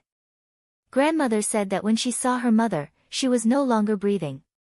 Grandmother fainted when she saw her, and when she woke up, the coffin was already nailed shut. It was at this time that Xiao Jing went to that area. Xiao Jing was afraid that others would know that he had gone there secretly and met Yan Shi's father, Lord Yan. He was on good terms with Lord Yan, but he was afraid that Yan Shi would stay in the capital all the time, so he used Wang Xingxue to set Yan Shi up. This showed that Xiao Jing was guilty. After so many years, he still had a guilty conscience. It could be seen how shameful it was back then. What could have caused Xiao Jing to plot against Yan Shi after so many years? After thinking about it, the most likely answer was that Xiao Jing was behind what happened to her father. Xiao Jing was afraid that others would find out about this matter. In order to wipe away all traces of the past, he had done this. As long as the Yan family did not enter the capital, the secret could be hidden. Yan Shi, Qin Huayong, Magistrate Qi, and Qi Ping also had the same reason. Yen Shi wasn't the only one who saw Xiao Jing. Qin Huayong and Qi Ping were there too. They probably didn't care about seeing Xiao Jing at that time, but after their father's death, they must have sensed something. At that time, their positions were far lower than Xiao Jing's, so they helped each other and became so close to each other. All her questions had been answered. No wonder, even though she was the daughter of Qin Huayong's savior, with Qin Huayong's temperament, he would naturally be more protective of her instead of being indifferent. Could it be that Qin Huayong felt that at that time, what the others wanted was his father's life, and he just happened to be there? He might even feel that it was because of his father that he was in danger. With such an idea, adopting her became a superficial idea. If other officers and soldiers saw it, Qin Huayong had no choice but to adopt her. But if there was a real intention, how much of it was in it? At that time, Qin Yuru trampled on her and wanted her to be a scapegoat to replace Qin Yuru's reputation. As her father, Qin Huayong just watched from the side. If it weren't for her grandmother, she would have ended up in a miserable situation. Qin Huayong just watched and did not help. After all, at that time, Qin Yuru was his biological daughter. For his biological daughter, he had raised her for so many years. Even if she suffered a loss, it didn't matter. She bit her cherry lips gently. It hurt, but what hurt more was her heart. In both her lives, she had truly regarded Qin Huayong as her father. Even though Madame D and her daughter were vicious, Qin Huayong was good to her. In fact, it was good that he did not take the initiative to participate in it. But this passive participation was also an assistant that pushed her into the abyss. She could assume that it was Xiao Jing who did it and pretended to be a rebel. At that time, her father, Qin Huayong, and even Qi Ping were all there. Before her father died, her father blocked a bullet for Qin Huayong. At that time, Qin Huayong should be grateful. But after thinking about it with Qi Jiang, they might find out that these people were from Duke Xing's mansion in the capital city. Another possibility was that they caught a person alive and knew that Xiao Jing was killed by someone. Then they blamed the cause of this matter on her father, thinking that it was her father who hurt them and almost killed them here. Xiao Jing knew what they had discovered, so they formed a closer relationship with each other. That was why the two families were so close when they happened to be in the same place. The children of the two families almost grew up together, so the relationship between Qi Tianyu and Qin Yuru was tacitly agreed to at an early age. If it were not for the fact that Madame D didn't know the inside story and always wanted to cover up her own affairs and marry her daughter back, the relationship between the two families would be closer. Even if the two families didn't marry later, Qi Ping still trusted his son and daughter to Qin Huayong when they went to the capital city. Later, when Qi Tianyu wanted to marry her, Qin Huayong would also readily agree, regardless of the deteriorating relationship between the two families. She didn't know when her tears started to fall, one by one, sliding down her white and tender cheeks. Even if she bit her lips tightly, she still couldn't stop crying. Among all the things, her father and mother were the most innocent, but even so, others would not pity them. Her father died, her mother went crazy, and her younger brother was still young. No one mentioned her origin. She was just an orphan in troubled times. Her family was broken up. All the causes were the position of duke. It was all because of Xiao Jing. The reason why he did it to her biological brother was to get the position of heir of Duke Xing at that time. Your Highness. Yu Jie's concerned voice came from outside the door. Without orders, they didn't dare to come in. Several servant girls stood at the door, worried. Xiao Wanru wiped the tears on her face with a handkerchief, calmed down, and said, "Come in." The 4 servant girls came in cautiously. At the sight of Xiao Wanru's face, they knew that she had cried just now. For a moment, they looked at each other and panicked. Xiao Wanru had always been their backbone. Xiao Wanru's eyes fell on the last one, Qing-er. She had sent Qing-er to inquire about Xiao Jing's mistress. What did you find out?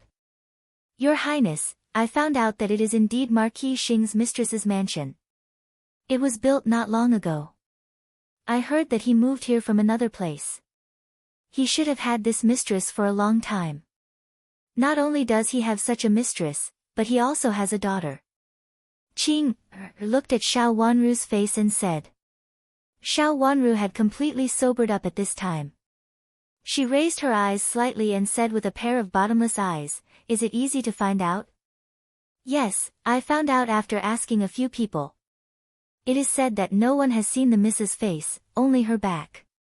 She never appears in front of others, but a few people who have seen Marquis Xing know that this is his mistress's mistress." Qing thought for a while and said, "Your Highness, I feel strange.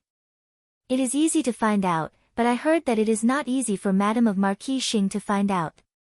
Besides, she has just moved to another place. I feel something is wrong." She had always been very sensitive to this kind of unusual thing. He did it on purpose. The Jiang family has never found out the place where he hid before, but now it is easy to find out this place. Not only is it easy to find out, but it also lets others know that this is his mistress's mistress and he has a daughter. Xiao Jing did it on purpose to let others know that he has such a mistress. Xiao Wanru said with a sneer. Xiao Jing had snatched the title of heir of Duke Xing and the title of Duke Xing. Now he had become Marquis Xing, and he might even lose the title of Marquis Xing. Was he planning to play another trick? Does Marquis Xing intend to let this person named Yi Yang enter Marquis Xing's mansion and help him deal with the internal affairs of Marquis Xing's mansion? Yu Jie said. She had also seen Yi Yang in the private room just now. That woman is very shrewd and seems to have some means. But she may come from that place, so how can she be in public? It is impossible for her to take the power of the family from first grandma. Your Highness, I think that since Marquis Xing has not intended to let her show up for so many years and has been guarding against her, how could he let this woman enter the mansion at this time? If he cared, he would have done it long ago. Why didn't he wait until now? Chu Lu raised another question. Your Highness, I also think that there is something wrong here. Marquis Xing doesn't seem to be a person who would do such a thing for a woman, Qing said. The maids spoke one after another and finally figured out everything. No matter how they looked at it, Xiao Jing would not do such a thing. Not only would it be helpful, but it would also cause him to lose his reputation. How much did he care about this woman to make it public at this time? It was impossible. Xiao Wanru had been listening to the words of the maids calmly. The sadness on her face had faded, leaving only coldness and her cherry lips tightly pursed. After the maids finished speaking, she said slowly, "It's not for that woman." It was definitely not for the woman named Yi Yang. Then who was it for? Now she would take her time to see it. She would take her revenge. She would never let Xiao Jing go. Xiao Jing's family had been promoted with the blood of her family. So this time, she must make them pay with their blood. Qing, keep an eye on that mansion and that woman. Xiao Wanru paused for a moment and said, "You'd better find out about the illegitimate daughter." She had an intuition that Xiao Jing's current strange behavior might have something to do with the mysterious illegitimate daughter. Although it was inconvenient for the young woman to show up in front of others, she did not even go out. She only saw her back when she moved in, and then found out that she was a daughter. This was too unreasonable. With the upbringing of Yi Yang, it was impossible for her to teach a daughter to abide by the rules of girls. Chapter 1045. Remember in 1 second, 800 mail sign /say net wonderful pop-up window free reading. Yes, Princess, this servant understands. Qing replied. She could only do this now. The people in her hands were the people that her master asked her to protect Princess Consort. If she sent all of them out to inquire about the news, they might not be able to find anything. Moreover, it might cause a shortage of people around Princess Consort. Recently, the capital city had not been peaceful, and Qing was responsible for the safety of the people, so she did not dare to be careless. Qing was feeling a little uneasy right now. However, she did not know that the news of the princess of the Su nation marrying over to the Tsang nation had already started to spread. Princess Yutao of the Su kingdom wants to marry Chu Luchen. Chu Luyue put down the note in his hand, waved it, and then handed it to his advisor, Mr. Lu. What do you think, Mr. Lu? After Mr. Lu received it, he carefully looked at it and laughed loudly. Your Highness, this is a good opportunity. What do you mean? Chu Luyue asked. Your Highness, look, this Princess Yutao is going to marry Prince Chen, but Prince Chen has already married a princess. But this Princess Yutao is here to make peace and can't marry a concubine, so there will be conflicts between them. Isn't it good to stir up trouble? Mr. Lu said with a smile. There were too many meanings in his words. Chu Luyue thought for a while and asked tentatively, will my father allow my third brother to marry another princess? I don't think so. Princes can't be like the common people and marry a wife of the same rank as the legal wife. Otherwise, it will mess up the royal family. Mr. Lu shook his head and said, but the situation here is different for your Highness Prince Chen. It's not bad to use this to test the emperor's intentions. Sir, please teach me. Chu Luyue bowed and said. Mr. Lu hurriedly stood up and repeatedly said that he didn't dare. Then he sat down with Chu Luyue and said, if your majesty intends to let Prince Chen marry Princess Yutao, you can rest assured in any aspect. You can even use Prince Chen.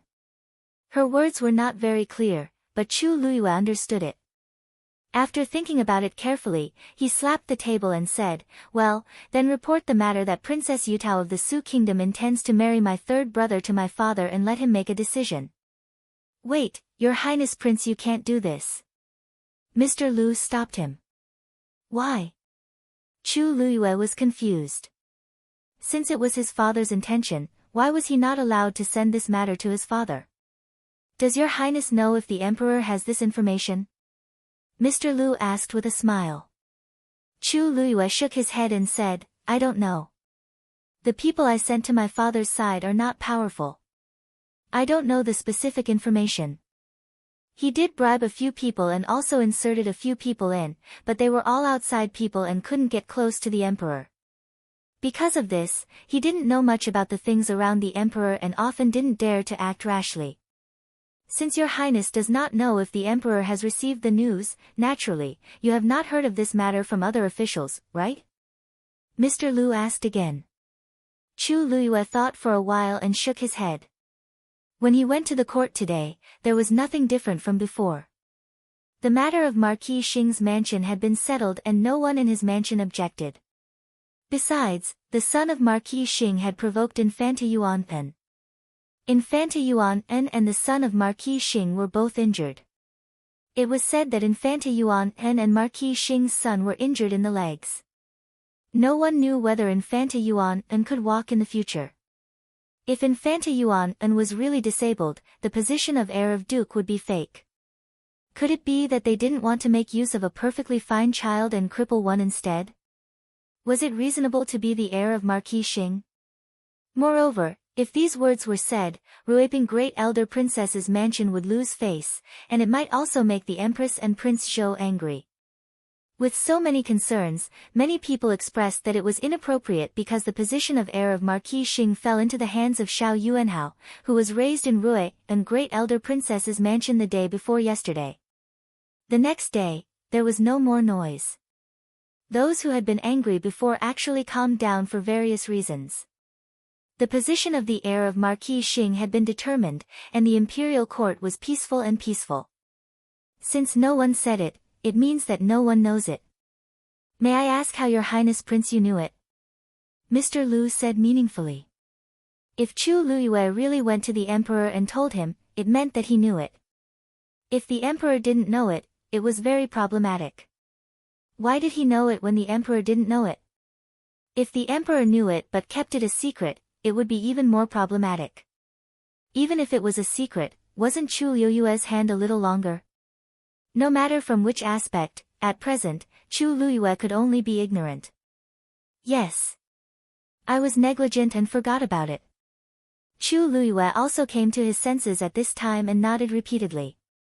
He had thought wrong before. What should we do now? Chu Luyue turned his head and asked again. He really wanted to publicize this matter. No matter how he looked at it, Chu Luchen would not get a good result. For now, Your Highness, pretend that you don't know it. If someone said this in the imperial court, Your Highness, you can say a few words about what we discussed before. The point is that it was not easy to establish diplomatic relations between the two countries before. Although the Su country is a small barbaric country, it is not very obedient to the rule of the Dongsan country. Besides, it is said that the Su country has some evil magic, which is very weird. If you can make friends with it, you should. If you don't manage the relationship well, there will be chaos in the future. Although it is small, it is difficult to conquer it because of the terrain and some evil magic, so we should make friends with it. Mr. Lu said. Chu Luyue nodded repeatedly. This statement was the most selfless, but it forced Chu Luchen out. If Chu Luchen wanted to be obedient, he had to divorce the current Princess Chen, or let the current Princess Chen be a vice-concubine. He had to give up the throne to Princess Yutao. Even Rui, and great elder princess, could not say anything bad about it. After all, national affairs were more important than family affairs. As a princess, she should understand this. Thinking of Princess Chen, Xiao Wanru's picturesque face flashed in front of Chu Liyue's eyes. With such a beautiful face, she felt wrong to be Chu Liuchen's vice-concubine. That invalid was really not a good person. Look at how much he had harmed her. As for being divorced, Chu Luyue thought it was unlikely, but he was sure that she would suppress Xiao Wanru. No matter how partial his father was, he should consider the special status of the Su country. Thinking of this, he suddenly felt warm in his heart. If she was a vice-concubine, wouldn't his vice-concubine be much better than that invalid's? Chu Luyue coughed in a low voice and asked, Mr. Lu, do you think my third brother will divorce the current Princess Chen and give up the throne to Princess Yutao? He didn't think it was possible, but he couldn't help asking. Mr. Lu glanced at Chu Luchen and sensed something from his face. He shook his head with a smile and advised, Your Highness, you can have all kinds of women in the future. Why do you think about the one who doesn't belong to you? You'd better think about what will happen if the emperor doesn't allow Prince Chen to marry Princess Yutao. His words stunned Chu Luyue, and he immediately woke up from the pink bubbles in his heart. Yes, there was another possibility, which was that the emperor and the empress dowager didn't allow it. It was really possible, at least more likely than letting Chu Luchen divorce Xiao Wanru. Then, does it mean that Chu Luchen also has a possibility? After saying this, Chu Luyue suddenly stood up, clasped his hands behind his back, and paced around twice. Then he tightly pursed his thin lips and suppressed the anger in his heart. Father should know who his biological son is. No matter how muddle-headed a person was, he would not pass the throne to his son, not to mention that his father had never been a muddle-headed person. Sometimes, Chu Luyue hoped that his father was muddle-headed, but now his father had been very clear, but Chu Luyue couldn't see through Chu Liuchen's affairs. Obviously, Chu Luyue shouldn't have had the chance to grow up, but his father and imperial grandmother protected him wholeheartedly and left him aside, so that when he met Chu Luchen, he was a little weaker. Every time he thought of this, Chu Luyue felt it was hard to calm down and his chest was stuffy. Your Highness, have you ever thought, or? Mr. Lu hesitated. It was rebellious to say this, but it was exactly what he thought. Mr. Lu, please say it. There is no one else here, so speak freely. Chu Luyue said. Your Highness, do you think it is possible that Prince Chen, and the Emperor? Mr. Lu didn't dare to continue speaking, and his voice unconsciously trembled. If this was true, it would be a royal secret, and those who knew it would be hard to survive. Chu Luyue didn't realize it at first, but after he reacted, he shook his hand with a bitter smile and said, Mr. Lu, you worry too much. It is absolutely impossible. How could the eldest son of the former emperor have anything to do with his father? It may be related to concubine Lan. Concubine Lan is my father's favorite concubine, and it is said that she is the biological sister of the former empress, but I have never seen her. Chu Luyue said. This was a guess told by his mother. In fact, people in the palace had always had a lot of guesses about concubine Lan.